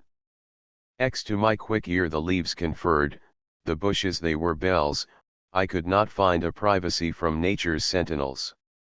In cave if I presumed to hide, the walls began to tell, creation seemed a mighty crack to make me visible. 11 A rose. A sepal, petal, and a thorn upon a common summer's morn, a flash of dew, a bee or two, a breeze, a caper in the trees, and I'm a rose. 12 High from the earth I heard a bird, he trod upon the trees as he esteemed them trifles, and then he spied a breeze, and situated softly upon a pile of wind which in a perturbation nature had left behind. A joyous going fellow I gathered from his talk, which both of benediction and badinage partook, without apparent burden, I learned, in leafy wood he was the faithful father of a dependent brood, and this untoward transport his remedy for care, a contrast to our respites. How different we are! 13 Cobwebs. The spider as an artist has never been employed, though his surpassing merit is freely certified by every Broom and Bridget throughout a Christian land. neglected son of genius, I take thee by the hand. 14 A well. What mystery pervades a well? The water lives so far, like neighbor from another world residing in a jar. The grass does not appear afraid, I often wonder he can stand so close and look so bold at what is dread to me. Related somehow they may be, the sedge stands next the sea, where he is floorless, yet of fear no evidence gives he. But nature is a stranger yet, the ones that side her most have never passed her haunted house, nor simplified her ghost. To pity those that know her not is helped by the regret that those who know her less the nearer her they get. 15 To make a prairie it takes a clover and one bee, one clover, and a bee, and reverie. The reverie alone will do if bees are few. 16 The wind. It's like the light, a fashionless delight. It's like the bee, a dateless melody. It's like the woods, private like breeze, phraseless, yet it stirs the proudest trees. It's like the morning, best when it's done, the everlasting clocks chime noon. 17 A dew sufficed itself and satisfied a leaf, and felt, how vast a destiny! How trivial is life! The sun went out to work, the day went out to play, but not again that dew was seen by physiognomy. Whether by day abducted, or emptied by the sun into the sea, in passing, eternally unknown. 18 The woodpecker. His bill an auger is, his head, a cap and frill. He laboureth at every tree, a worm his utmost goal. 19 A snake. Sweet is the swamp with its secrets, until we meet a snake, is then we sigh for houses, and our departure take at that enthralling gallop that only childhood knows. A snake is summer's treason, and guile is where it goes. XX Could I but ride indefinite, as doth the meadow bee, and visit only where I liked, and no man visit me, and flirt all day with buttercups, and marry whom I may, and dwell a little everywhere, or better, run away with no police to follow, or chase me if I do, till I should jump peninsulas to get away from you, I said, but just to be a bee upon a raft of air, and row in nowhere all day long, and anchor off the bar, what liberty! So captives deem who tied in dungeons are. XXI The moon. The moon was but a chin of gold a night or two ago, and now she turns her perfect face upon the world below. Her forehead is of amplest blonde, her cheek like beryl stone, her eye unto the summer dew the likest I have known. Her lips of amber never part, but what must be the smile upon her friend she could bestow were such her silver wool. And what a privilege to be but the remotest star! For certainly her way might pass beside your twinkling door. Her bonnet is the firmament, the universe her shoe, the stars the trinkets at her belt, her demi-ties of blue. XXII The bat. The bat is done with wrinkled wings like fallow article, and not a song pervades his lips, or none perceptible. His small umbrella, quaintly halved, describing in the air an arc alike inscrutable, elate philosopher. Deputed from what firmament of what astute abode, empowered with what malevolence auspiciously withheld. To his adroit creator ascribe no less the praise, beneficent, believe me, his eccentricities. XXIII The balloon. You've seen balloons set, haven't you? So stately they ascend it is as swans discarded you for duty's diamond. Their liquid feet go softly out upon a sea of blonde, they spurn the air as were too mean for creatures so renowned. Their ribbons just beyond the eye, they struggle some for breath, and yet the crowd applauds below, they would not encore death. The gilded creature strains and spins, trips frantic in a tree, tears open her imperial veins and tumbles in the sea. The crowd retire with an oath, the dust in streets goes down, and clerks in counting rooms observe, was only a balloon. XXIV Evening. The cricket sang, and set the sun, and workmen finished, one by one, there seemed the day upon. The low grass loaded with the dew, the twilight stood as strangers do with hat in hand, polite and new, to stay as if, or go. A vastness, as a neighbor, came, a wisdom without face or name, a peace, as hemispheres at home, and so the night became. XXV cocoon. Drab habitation of whom? Tabernacle or tomb, or dome of worm, or porch of gnome, or some elf's catacomb. XXVI sunset.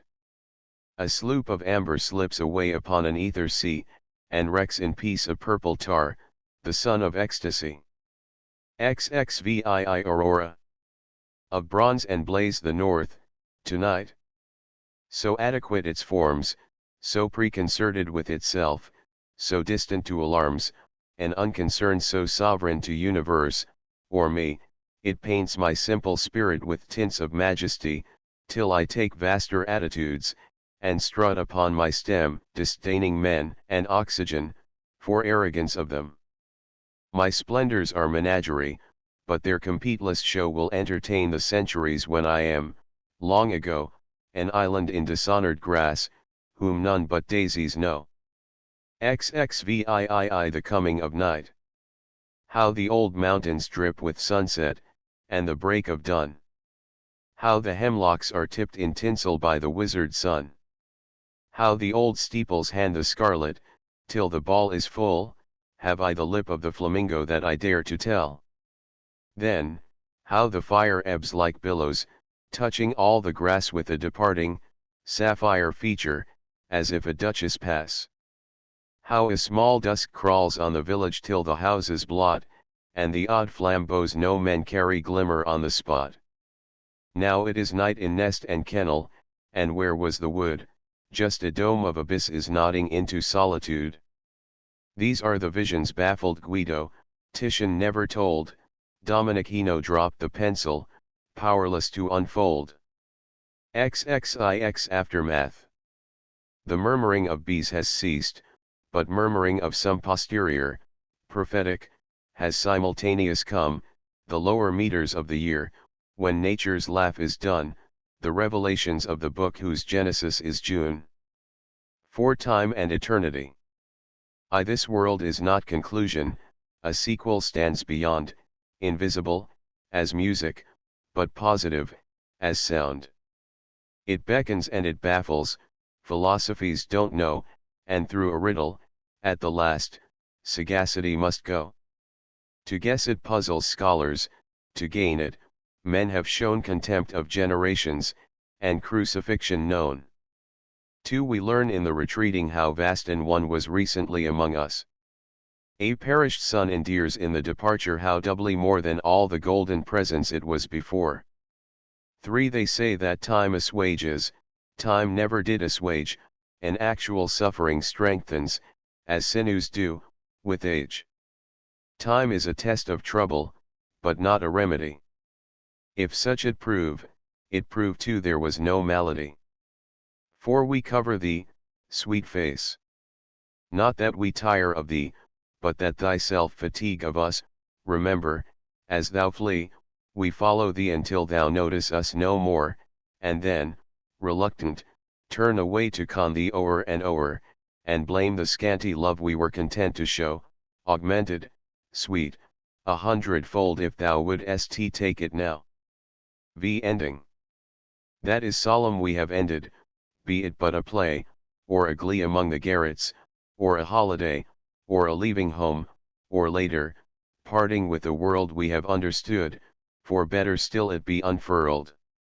6. The stimulus, beyond the grave his countenance to see, supports me like imperial drams afforded royally. 7. Given in marriage unto thee, O, thou celestial host. Bride of the Father and the Son, bride of the Holy Ghost. Other betrothal shall dissolve, wedlock of will decay, only the keeper of the seal conquers mortality. 8. That such have died enables us the tranquiller to die, that such have lived, certificate for immortality.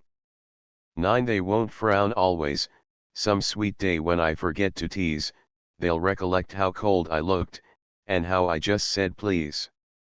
Then they will hasten to the door to call the little child, who cannot thank them, for the ice that on her lisping piled. Immortality. It is an honorable thought, and makes one lift one's hat, as one encounter gentle folk upon a daily street, that we've immortal place, though pyramids decay, and kingdoms, like the orchard, flit russetly away. 11. The distance that the dead have gone does not at first appear, their coming back seems possible for many an ardent year. And then, that we have followed them we more than half suspect, so intimate have we become with their dear retrospect.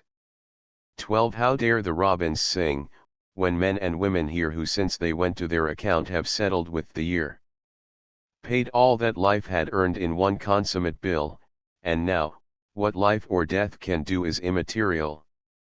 Insulting is the sun to him whose mortal light, beguiled of immortality, bequeaths him to the night. In deference to him extinct be every hum, whose garden wrestles with the dew, at daybreak overcome. 13. Death. Death is like the insect menacing the tree, competent to kill it, but decoyed may be. Bait it with the balsam, seek it with the knife, baffle, if it cost you everything in life. Then, if it have burrowed out of reach of skill, wring the tree and leave it, is the vermin's wool. 14. Unwarned. Is sunrise, little maid, hast thou no station in the day? Was not thy wont to hinder so, retrieve thine industry. Is noon, my little maid, alas! And art thou sleeping yet? The lily waiting to be wed, the bee, dost thou forget? My little maid, is night, alas, that night should be to thee instead of morning. Hadst thou broached thy little plan to me, dissuade thee if I could not, sweet, I might have aided thee. 15. Each that we lose takes part of us, a crescent still abides, which like the moon, some turbid night, is summoned by the tides. 16. Not any higher stands the grave for heroes than for men, not any nearer for the child than numb 70. This latest leisure equal lulls the beggar and his queen, propitiate this democrat by summer's gracious mien. 17. Asleep. As far from pity as complaint, as cool to speech as stone, as numb to revelation as if my trade were bone. As far from time as history, as near yourself today as children to the rainbow's scarf, or sunset's yellow play to eyelids in the sepulchre. How still the dancer lies, while colors revelations break, and blaze the butterflies. 18. The spirit. Is whiter than an Indian pipe, is dimmer than a lace, no stature has it, like a fog, when you approach the place. Not any voice denotes it here, or intimates it there, a spirit, how doth it accost? What customs hath the air? This limitless hyperbole each one of us shall be, is drama, if, hypothesis, it be not tragedy. 19. The monument. She laid her docile crescent down, and this mechanic stone still states, to dates that have forgot, the news that she is gone. So constant to its stolid trust, the shaft that never knew, it shames the constancy that fled before its emblem flew. Bless God, he went as soldiers, his musket on his breast, grant, God, he charged the bravest of all the martial blessed. Please God, might I behold him in epauletted white, I should not fear the foe then, I should not fear the fight. Immortal is an ample word when what we need is by, but when it leaves us for a time, is a necessity. Of heaven above the firmest proof we fundamental know, except for its marauding hand, it had been heaven below. Where every bird is bold to go, and bees a bashless play. The foreigner before he knocks must thrust the tears away. The grave my little cottage is, where, keeping house for thee, I make my parlor orderly, and lay the marble for two divided, briefly, a cycle, it may be, till everlasting life unite in strong society. XXIV This was in the white of the year, that was in the green, drifts were as difficult then to think as daisies now to be seen. Looking back is best that is left, or if it be before, retrospection is prospects half, sometimes almost more. XXV Sweet hours have perished here, this is a mighty room, within its precincts hopes have played, now shadows in the tomb. XXV me. Come. My dazzled face in such a shining place. Me. Hear. My foreign ear the sounds of welcome near. The saints shall meet our bashful feet. My holiday shall be that they remember me, my paradise, the fame that they pronounce my name. XXVII Invisible. From us she wandered now a year, her tarrying unknown, if wilderness prevent her feet, or that ethereal zone no eye hath seen and lived, we ignorant must be. We only know what time of year we took the mystery. XXVIII I wish I knew that woman's name, so, when she comes this way, to hold my life, and hold my ears, for fear I hear her say she's sorry I am dead, again, just when the grave and I have sobbed ourselves almost to sleep, our only lullaby. XXIX trying to forget. Bereaved of all, I went abroad, no less bereaved to be upon a new peninsula, the grave preceded me, obtained my lodgings ere myself, and when I sought my bed, the grave it was, reposed upon the pillow for my head.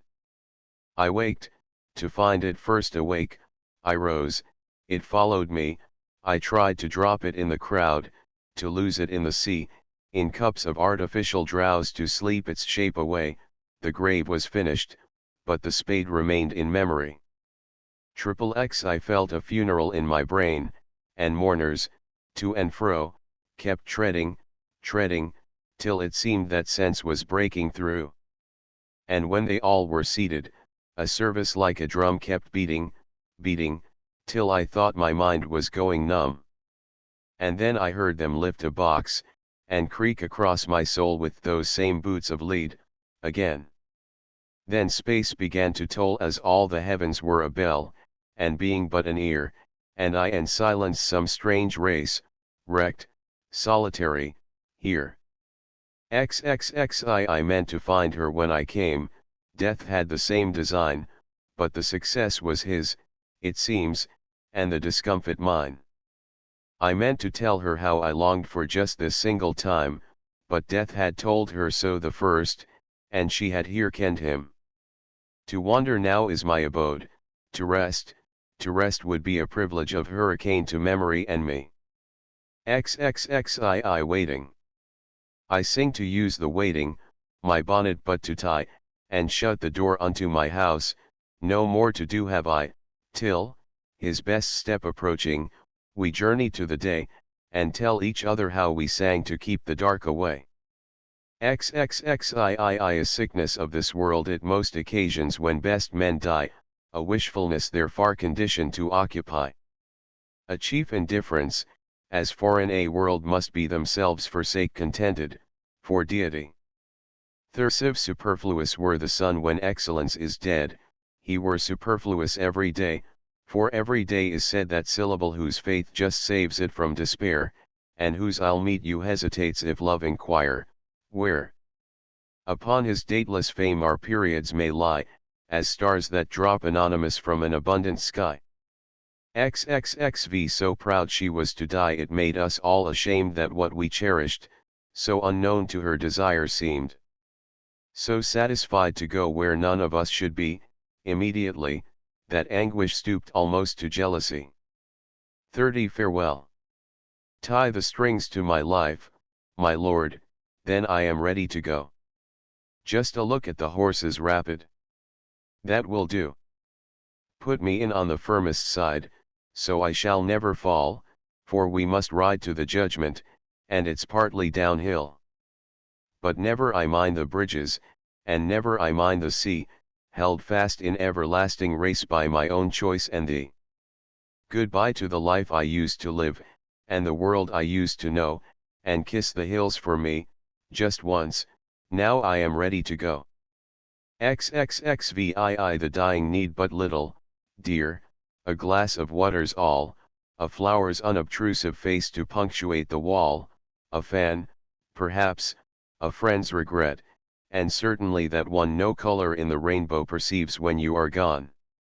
38th Dead. There's something quieter than sleep within this inner room. It wears a sprig upon its breast, and will not tell its name.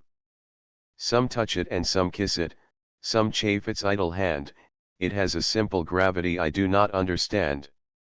While simple-hearted neighbors chat of the early dead, we, prone to periphrasis, remark that birds have fled. 36 The soul should always stand ajar, that if the heaven inquire, he will not be obliged to wait, or shy of troubling her.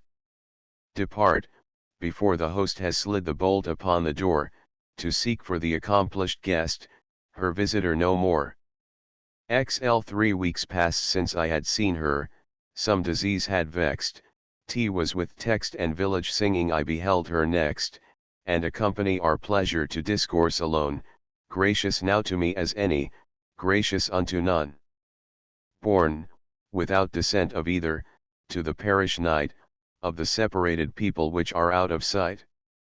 XLI I breathed enough to learn the trick, and now, removed from air, I simulate the breath so well, that one, to be quite sure the lungs are stirless, must descend among the cunning cells, and touch the pantomime himself. How cool the bellows feels! XLII I wonder if the sepulchre is not a lonesome way when men and boys, and larks and June go down the fields to hay. Slying joy in death. If tolling bell I ask the cause. A soul has gone to God, I'm answered in a lonesome tone, is heaven then so sad? That bells should joyful ring to tell a soul had gone to heaven, would seem to me the proper way a good news should be given. XLIV If I may have it when it's dead I will contented be, if just as soon as breath is out it shall belong to me, until they lock it in the grave, T is bliss I cannot weigh, for though they lock thee in the grave, myself can hold the key. Think of it, lover. I and thee permitted face to be, after a life, a death we'll say, for death was that, and this is thee. XLV Before the ice is in the pools, before the skaters go, or any cheek at nightfall is tarnished by the snow, before the fields have finished, before the Christmas tree, wonder upon wonder will arrive to me. What we touch the hems of on a summer's day, what is only walking just a bridge away, that which sings so, speaks so, when there's no one here, will the frock I wept in answer me to wear. XLVI Dying. I heard a fly buzz when I died, the stillness round my form was like the stillness in the air between the heaves of storm. The eyes beside had wrung them dry, and breaths were gathering sure for that last onset, when the king be witnessed in his power.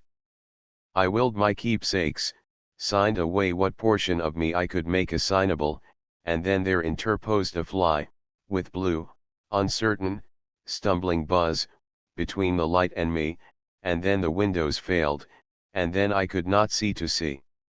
Slay I adrift. A little boat adrift. And night is coming down. Will no one guide a little boat unto the nearest town? So sailors say, on yesterday, just as the dusk was brown, one little boat gave up its strife, and gurgled down and down. But angels say, on yesterday, just as the dawn was red, one little boat o'er spent with gales retrimmed its masts, redecked its sails exultant, onward sped. Slayeth there's been a death in the opposite house as lately as today. I know it by the numb look such houses have alway. The neighbors rustle in and out, the doctor drives away. A window opens like a pod, abrupt, mechanically, somebody flings a mattress out, the children hurry by, they wonder if it died on that, I used to when a boy. The minister goes stiffly in as if the house were his, and he owned all the mourners now, and little boys besides, and then the milliner, and the man of the appalling trade, to take the measure of the house. There'll be that dark parade of tassels and of coaches soon, it's easy as a sign, the intuition of the news in just a country town. XLIX we never know we go, when we are going we jest and shut the door, fate following behind us bolts it, and we accost no more. The soul storm. It struck me every day the lightning was as new as if the cloud that instant slit and let the fire through. It burned me in the night, it blistered in my dream, it sickened fresh upon my sight with every morning's beam. I thought that storm was brief, the maddest, quickest by, but nature lost the date of this, and left it in the sky. Lee water is taught by thirst, land, by the ocean's past, transport, by throe, peace, by its battles told, love, by memorial mold, birds, by the snow. Lee thirst. We thirst at first, tea is nature's act, and later, when we die, a little water supplicate of fingers going by. It intimates the finer want, whose adequate supply is that great water in the west termed immortality. A clock stopped not the mantles, Geneva's farthest skill can't put the puppet bowing that just now dangled still. An awe came on the trinket. The figures hunched with pain, then quivered out of decimals into degreeless noon. It will not stir for doctors, this pendulum of snow, the shopman importunes it, while cool, concernless no nods from the gilded pointers, nods from the second slim, decades of arrogance between the dial life and him. Live Charlotte Bronte's grave.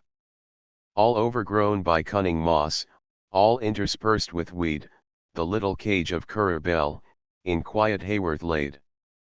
This bird, observing others, when frosts too sharp became, retire to other latitudes, quietly did the same, but differed in returning, since Yorkshire hills are green, yet not in all the nests I meet can nightingale be seen. Gathered from many wanderings, Gethsemane can tell through what transporting anguish she reached the asphodel. Soft fall the sounds of Eden upon her puzzled ear, oh, what an afternoon for heaven, when Bronte entered there. LV. A toad can die of light. Death is the common right of toads and men, of Earl and Midge the privilege. Why swagger then? The gnat's supremacy is large as thine.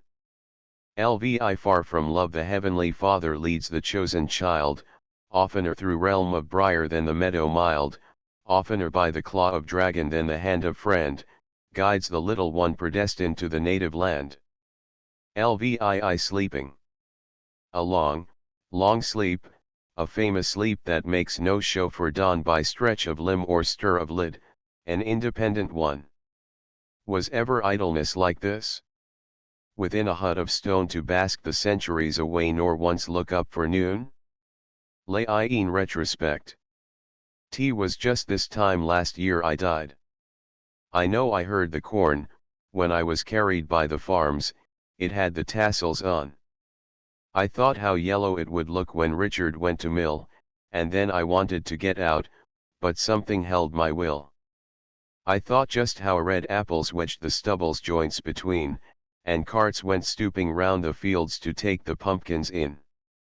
I wondered which would miss me least, and when Thanksgiving came, if father'd multiply the plates to make an even sum. And if my stocking hung too high, would it blur the Christmas glee, that not a Santa Claus could reach the altitude of me? But this sort grieved myself, and so I thought how it would be when just this time, some perfect year, themselves should come to me. Licks eternity. On this wondrous sea, sailing silently, ho. Pilot, ho. Knowest thou the shore where no breakers roar, where the storm is o'er? In the silent west many sails at rest, their anchors fast, thither I pilot thee, land, ho. Eternity. Ashore at last. Index of first lines. A bird came down the walk, a charm invests a face, a clock stopped not the mantles, a death blow is a life blow to some, a deed knocks first at thought, a dew sufficed itself, a door just opened on a street, a drop fell on the apple tree, a face devoid of love or grace, a lady read upon the hill, a light exists in spring, a little road not made of man, a long, long sleep, a famous sleep, a modest lot, a fame petite, a murmur in the trees to note, a narrow fellow in the grass, a poor torn heart, a tattered heart, a precious, mouldering pleasure. T is a root of evanescence, a sepal, petal, and a thorn, a shady friend for torrid days, a sickness of this world at most occasions, a sloop of amber slips away, a solemn thing it was, I said, a something in a summer's day, a spider sewed at night, a thought went up my mind today, a throw upon the features, a toad can die of light. A word is dead, a wounded deer leaps highest, adrift. A little boat adrift. Afraid. Of whom am I afraid? After 100 years all overgrown by cunning moss, alter. When the hills do ample make this bed. An altered look about the hills, an awful tempest mashed the air, and everywhere of silver, angels in the early morning, apparently with no surprise. Arcturus is his other name, our friend's delight or pain. As by the dead we love to sit, as children bid the guest good night, as far from pity as complaint, as if some little arctic flower, as imperceptibly as grief ashes denote that fire was, at 3:30 a single bird at last to be identified. At least to pray is left, is left. Because I could not stop for death, before I got my eye put out, before the ice is in the pools, before you thought of spring, Belshazzar had a letter, bereaved of all, I went abroad, besides the autumn poets sing, blazing in gold and quenching in purple, bless God, he went as soldiers, bring me the sunset in a cup, come slowly, Eden. Could I but ride indefinite, could mortal lip divine dare you see a soul at the white heat? Dear March, come in. Death is a dialogue between death is like the insect death sets a thing significant delayed till she had ceased to know, delight becomes pictorial departed to the judgment, did the harebell loose her girdle doubt me, my dim companion? Drab habitation of whom? Drowning is not so pitiful, each life converges to some center, each that we lose takes part of us, Elysium is as far as to essential oils are wrung, except the heaven had come so near, except to heaven, she is not, experiment to me exaltation is the going far from love the heavenly Father farther in summer than the birds, fate slew him, but he did not drop, Father, I bring thee not myself, few get enough, enough is one, finite to fail, but infinite to venture. For each ecstatic instant forbidden fruit of flavor has frequently the woods are pink, from all the jails the boys and girls from cocoon forth a butterfly from us she wandered now a year, given in marriage unto thee, glee. The great storm is over. God gave a loaf to every bird, God made a little gentian, God permits industrious angels going to heaven. Going to him. Happy letter. Tell him good night.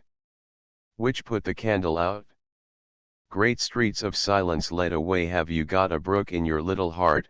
He ate and drank the precious words, he fumbles at your spirit, he preached upon breadth till it argued him narrow, he put the belt around my life, he touched me, so I live to know heart not so heavy as mine, heart, we will forget him.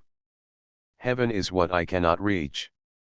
Her final summer was it, high from the earth I heard a bird, his bill an augur is, hope is a subtle glutton, hope is the thing with feathers, how dare the robins sing, how happy is the little stone, how many times these low feet staggered, how still the bells in steeples stand, how the old mountains drip with sunset, I ask no other thing, I breathed enough to learn the trick, I bring an unaccustomed wine, I can wait grief, I cannot live with you, I died for beauty, but was scarce I dreaded that. First robin so, I envy seas whereon he rides, I felt a clearing in my mind, I felt a funeral in my brain, I found the phrase to every thought, I gained it so, I gave myself to him.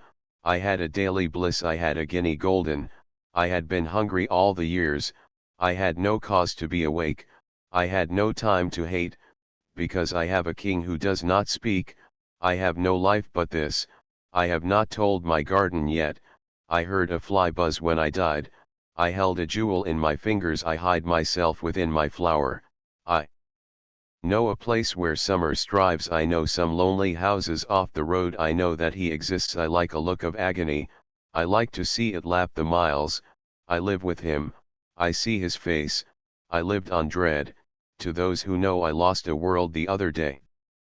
I many times thought peace had come, I meant to find her when I came, I meant to have but modest needs, I measure every grief I meet, I never hear the word escape, I never lost as much but twice, I never saw a Moor, I noticed people disappeared, I read my sentence steadily, I reason, earth is short, I shall know why, when time is over, I should have been too glad, I see, I should not dare to leave my friend, I sing to use the waiting, I started early, took my dog, I stepped from plank to plank.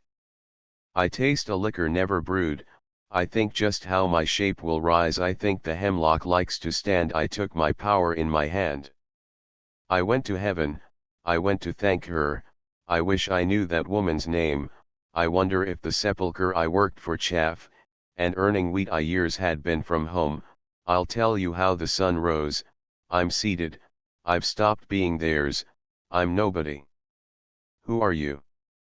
I'm wife, I've finished that, I've got an arrow here, I've seen a dying eye, if I can stop one heart from breaking, if I may have it when it's dead, if I should die, if I shouldn't be alive, if anybody's friend be dead, if recollecting were forgetting, if the foolish call them flowers, if tolling bell I ask the cause. If you were coming in the fall, immortal is an ample word in lands I never saw, they say, is heaven a physician? Is bliss, then, such abyss? It can't be summer, that got through, it dropped so low in my regard, it is an honorable thought, it makes no difference abroad, it might be easier, it sifts from leaden sieves, it sounded as if the streets were running, it struck me every day, it tossed and tossed, it was not death, for I stood up, it was too late for man, it's like the light, it's such a little thing to weep, just lost when I was saved. Lay this laurel on the one, let down the bars, O death. Let me not mar that perfect dream, life, and death, and giants like mighty footlights burn the red like trains of cars on tracks of plush, look back on time with kindly eyes, love is anterior to life, me. Come. My dazzled face, mine by the right of the white election.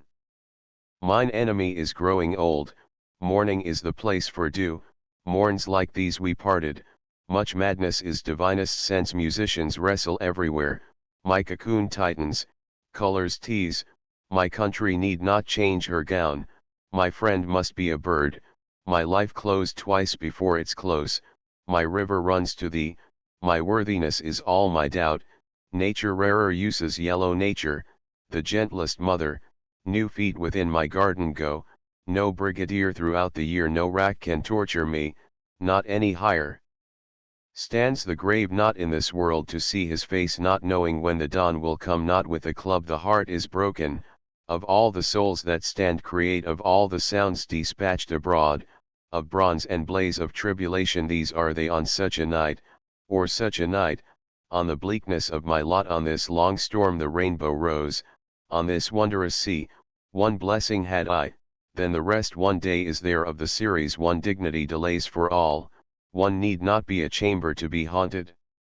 One of the ones that Midas touched, our journey had advanced, our lives are Swiss, our share of night to bear, pain has an element of blank, perhaps you'd like to buy a flower? Pygmy seraphs gone astray, pink, small, and punctual, pompless, no life can pass away, poor little heart. Portraits are to daily faces, prayer is the little implement, presentiment is that long shadow on the lawn, proud of my broken heart since thou didst break it, read, sweet, how others strove, remembrance has a rear and front, remorse is memory awake, safe in their alabaster chambers. She died, this was the way she died, she laid her docile crescent down, she rose to his requirement, dropped she slept beneath a tree she sweeps with many-colored brooms, she went as quiet as the dew sleep is. Supposed to be, so bashful when I spied her, so proud she was to die softened by time's consummate plush, some keep the Sabbath going to church, some rainbow coming from the fair.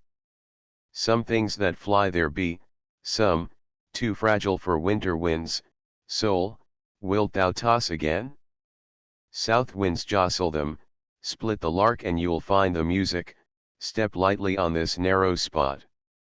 Success is counted sweetest summer for thee grant I may be superfluous were the sun's superiority to fate surgeons must be very careful sweet hours have perished here, sweet is the swamp with its secrets, taken from men this morning, talk with prudence to a beggar that I did always love, that is solemn we have ended, that short, potential stir that such have died enables us the bat is done with wrinkled wings the bee is not afraid of me, the body grows outside, the bone that has no marrow, the brain is wider than the sky, the brain within its groove the bustle in a house the butterfly's assumption gown, the clouds their backs together laid, the cricket sang, the daisy follows soft the sun, the day came slow, till 5 o'clock, the distance that the dead have gone the dying need but little, dear, the farthest thunder that I heard the gentian weaves her fringes, the grass so little has to do, the grave my little cottage is, the heart asks pleasure first, the last night that she lived, the leaves, like women, interchange the moon is distant from the sea, the moon was but a chin of gold the morns are meeker than they were, the mountain sat upon the plain the murmur of a bee the murmuring of bees has ceased, the mushroom is the elf of plants, the nearest dream recedes, unrealized. The night was wide, and furnished scant the one that could repeat the summer day the only ghost I ever saw the past is such a curious creature, the pedigree of honey the rat is the concisest tenant.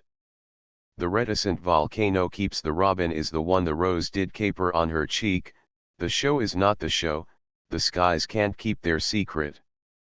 The sky is low, the clouds are mean, the soul selects her own society, the soul should always stand ajar, the soul unto itself the spider as an artist the springtime's pallid landscape the stimulus, beyond the grave the sun just touched the morning, the sun kept setting, setting still, the thought beneath so slight a film the way I read a letter s this, the wind begun to rock the grass their height in heaven comforts not, there came a day at summer's full there came a wind like a bugle, there is a flower that bees prefer, there is a shame of nobleness there is a word there is no forget like a book there's a certain slant of light, there's been a death in the opposite house there's something quieter than sleep these are the days when birds come back, they dropped like flakes, they dropped like stars, they say that time assuages, they won't frown always, some sweet day this is my letter to the world, this is the land the sunset washes,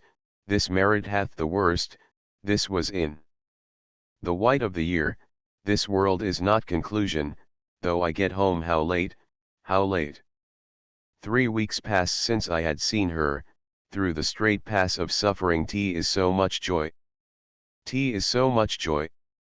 Tea is sunrise, little maid, hast thou tea is whiter than an Indian pipe, tie the strings to my life, my lord, to fight aloud is very brave, to hang our head ostensibly, to hear an oriole sing to help our bleaker parts to know just how he suffered would be dear, to learn the transport by the pain, to lose one's faith surpasses to lose thee, sweeter than to gain to make a prairie it takes a clover and one bee, to my quick ear the leaves conferred, to venerate the simple day's triumph may be of several kinds. Tea is little I could care for pearls tea was a long parting, but the time tea was just this time last year I died. Tea was later when the summer went tea was such a little boat 2 butterflies went out at noon 2 swimmers wrestled on the spar undue significance a starving man attaches unto my books so good to turn upon the gallows hung a wretch, victory comes late, Wait till the majesty of death water is taught by thirst, we cover thee, sweet face. We learn in the retreating we like march, his shoes are purple, we never know how high we are, we never know we go, when we are going we outgrow love like other things we play at paste, we thirst at first, tea is nature's act, went up a year this evening. What if I say I shall not wait? What in is this, what mystery pervades a well? What soft, cherubic creatures when I hoped I feared, when I was small, a woman died. When night is almost done, when roses cease to bloom, dear, where every bird is bold to go, where ships of purple gently toss, whether my bark went down at sea, while I was fearing it, it came, who has not found the heaven below, who never lost, are unprepared, who never wanted, maddest joy, who robbed the woods, whose are the little beds, I asked, wild nights? Wild nights? Will there really be a morning? Within my reach. You cannot put a fire out, you left me, sweet, two legacies, you've seen balloons set, haven't you? Your riches taught me poverty. End of the Project Gutenberg ebook poems by Emily Dickinson, 3 series, complete. Updated editions will replace the previous one, the old editions will be renamed. Creating the works from print editions not protected by U.S. copyright law means that no one owns a United States copyright in these works, so the Foundation, and you, can copy and distribute it in the United States without permission and without paying copyright royalties. Special rules, set forth in the general terms of use part of this license, apply to copying and distributing Project Gutenberg trademark electronic works to protect the Project Gutenberg trademark concept and trademark. Project Gutenberg is a registered trademark, and may not be used if you charge for an ebook, except by following the terms of the trademark license, including paying royalties for use of the Project Gutenberg trademark.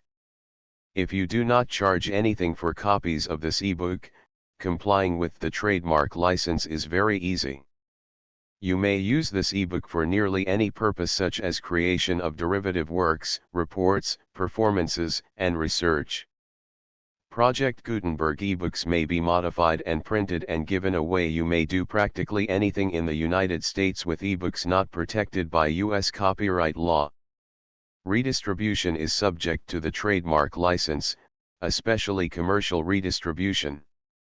Start, full license. The full Project Gutenberg license. Please read this before you distribute or use this work to protect the Project Gutenberg trademark mission of promoting the free distribution of electronic works.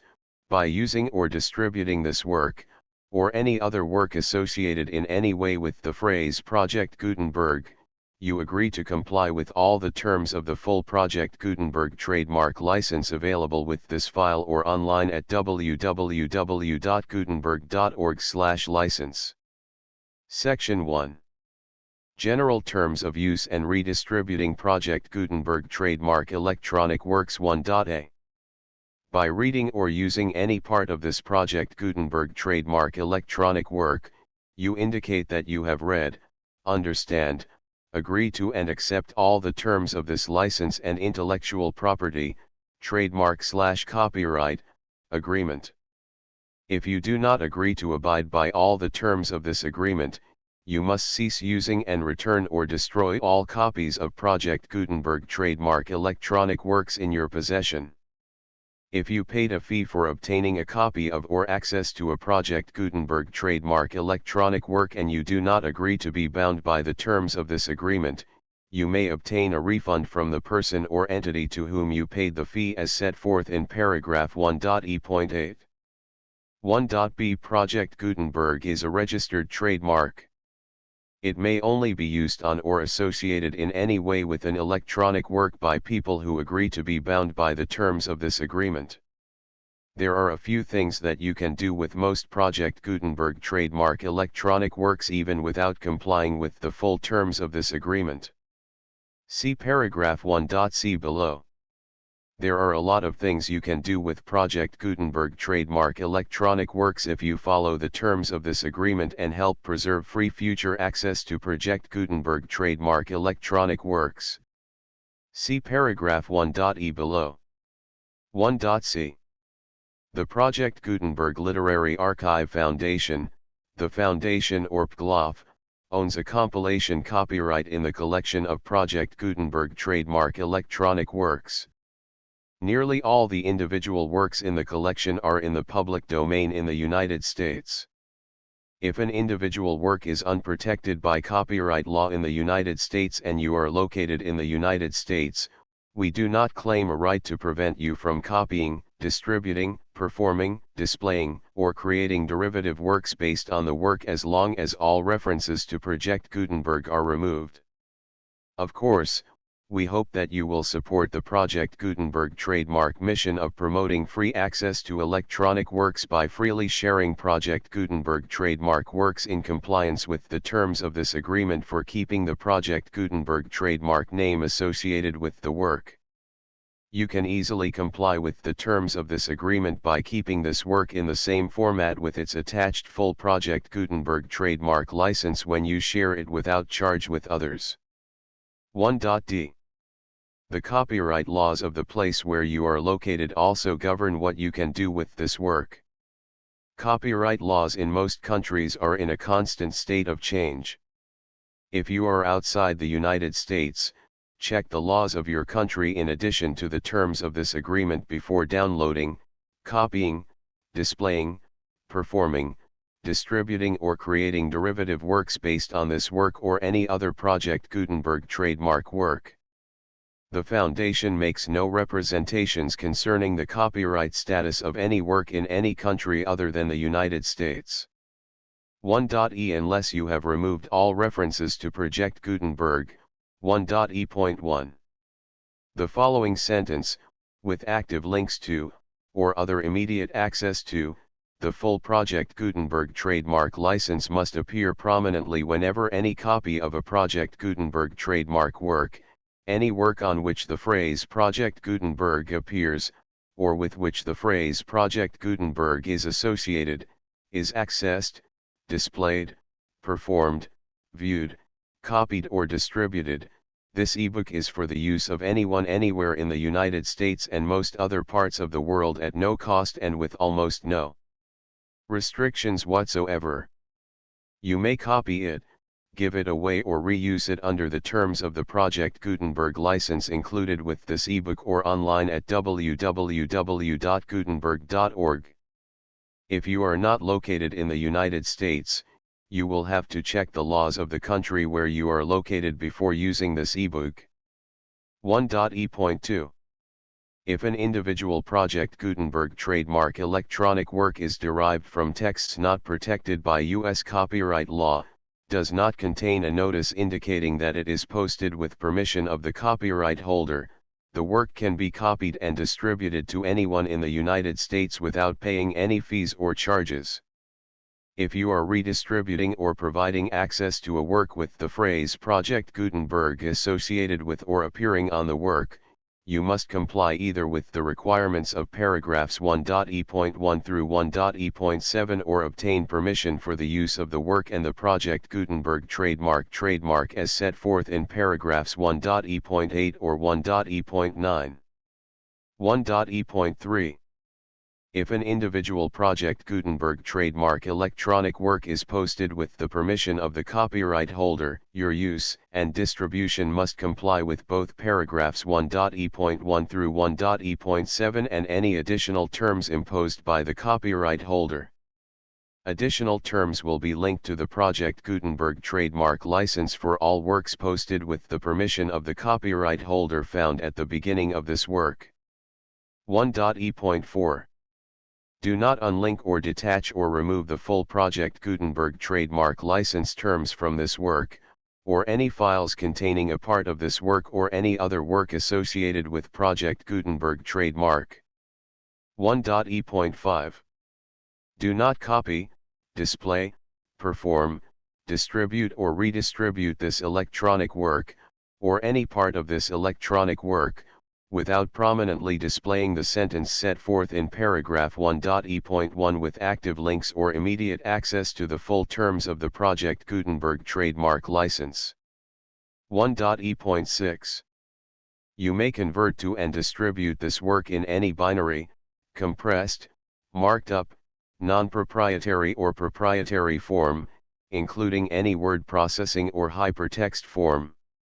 However, if you provide access to or distribute copies of a Project Gutenberg trademark work in a format other than plain vanilla ASCII or other format used in the official version posted on the official Project Gutenberg trademark website, www.gutenberg.org, you must, at no additional cost, fee, or expense to the user, provide a copy, a means of exporting a copy, or a means of obtaining a copy upon request, of the work in its original plain vanilla ASCII or other form. Any alternate format must include the full Project Gutenberg trademark license as specified in paragraph 1.e.1. 1.e.7.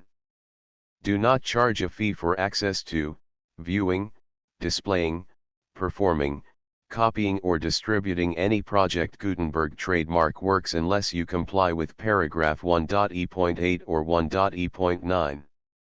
1.e.8.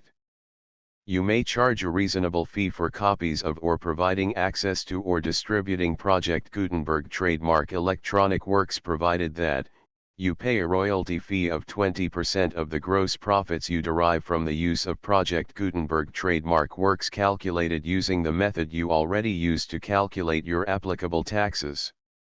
The fee is owed to the owner of the Project Gutenberg trademark, but he has agreed to donate royalties under this paragraph to the Project Gutenberg Literary Archive Foundation.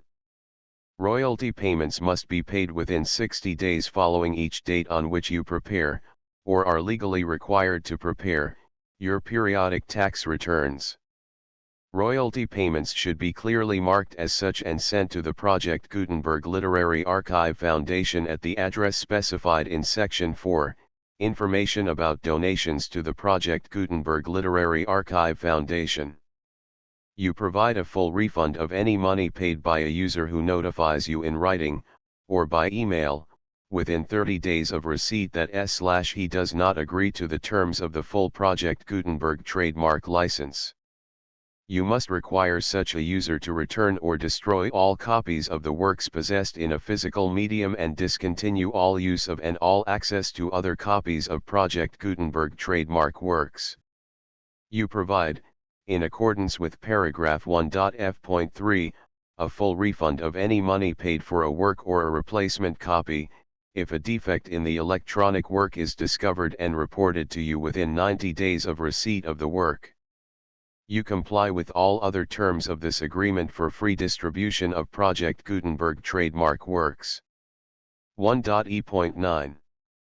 If you wish to charge a fee or distribute a Project Gutenberg trademark electronic work or group of works on different terms than are set forth in this agreement, you must obtain permission in writing from the Project Gutenberg Literary Archive Foundation, the manager of the Project Gutenberg trademark. Contact the Foundation as set forth in Section 3 below. 1.f.1.f.1.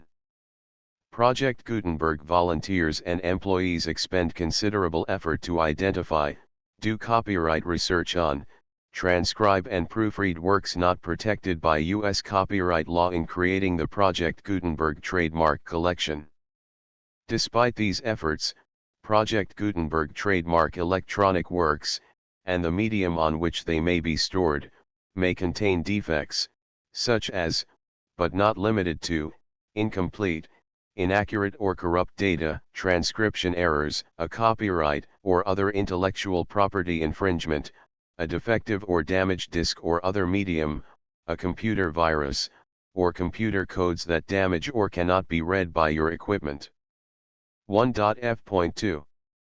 Limited warranty, disclaimer of damages, except for the right of replacement or refund described in paragraph 1.f.3, the Project Gutenberg Literary Archive Foundation, the owner of the Project Gutenberg trademark, and any other party distributing a Project Gutenberg trademark electronic work under this agreement, disclaim all liability to you for damages, costs, and expenses, including legal fees.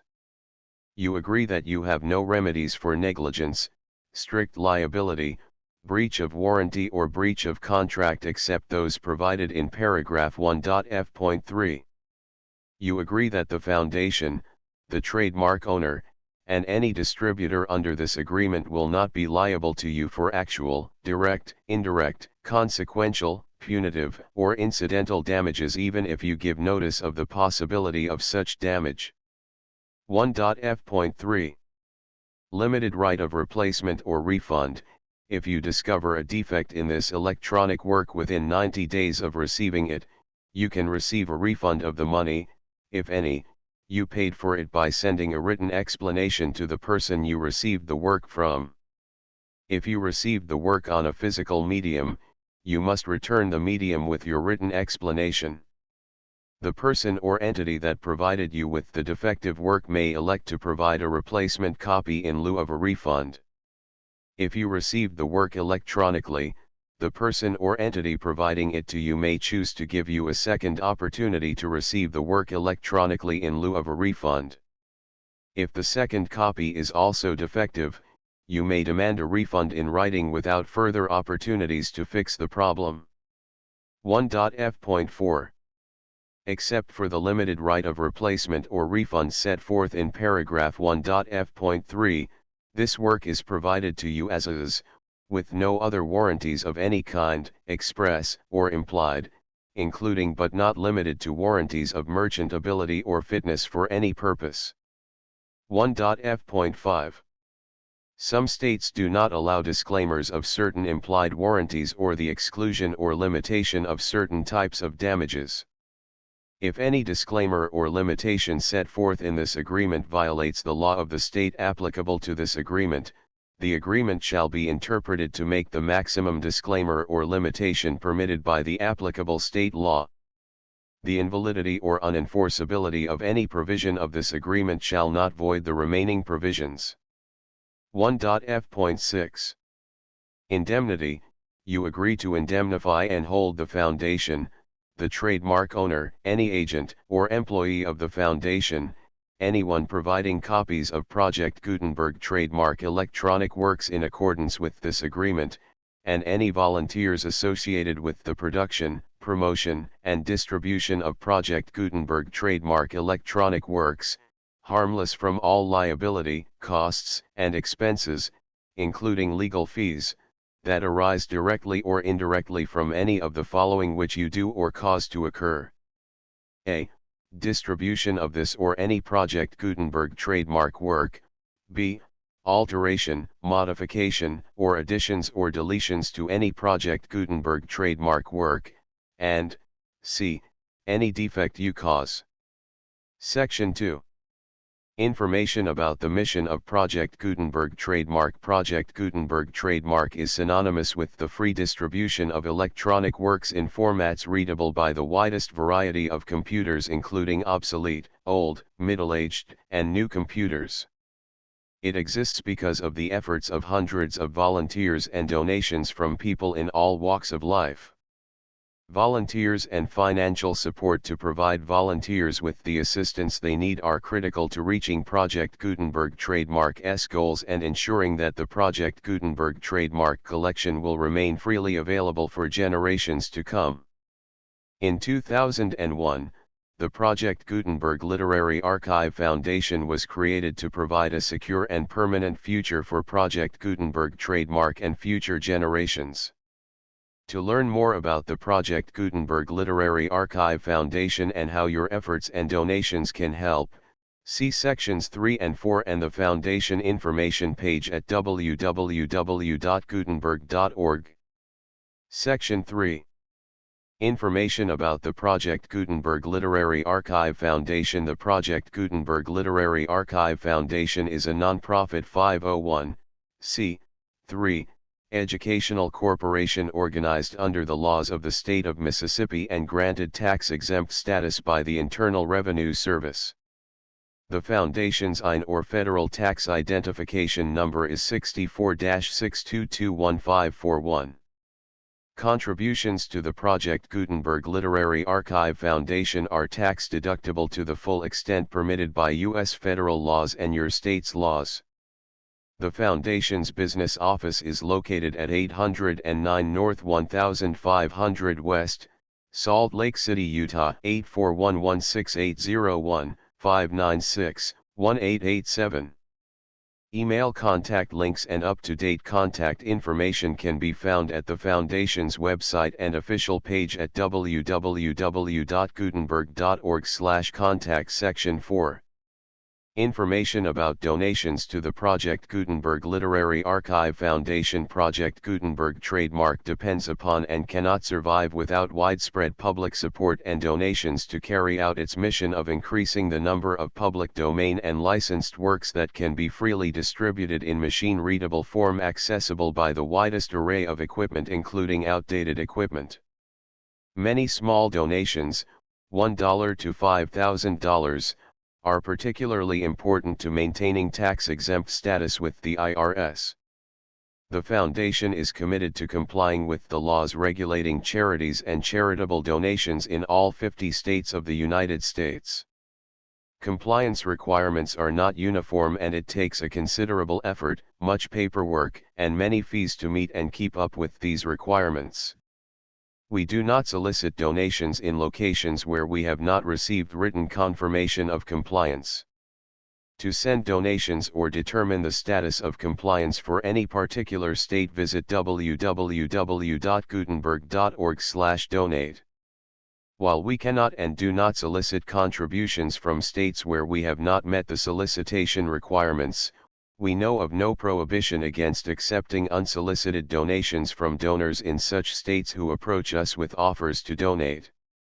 International donations are gratefully accepted, but we cannot make any statements concerning tax treatment of donations received from outside the United States. U.S. laws alone swamp our small staff. Please check the Project Gutenberg web pages for current donation methods and addresses. Donations are accepted in a number of other ways including checks, online payments, and credit card donations.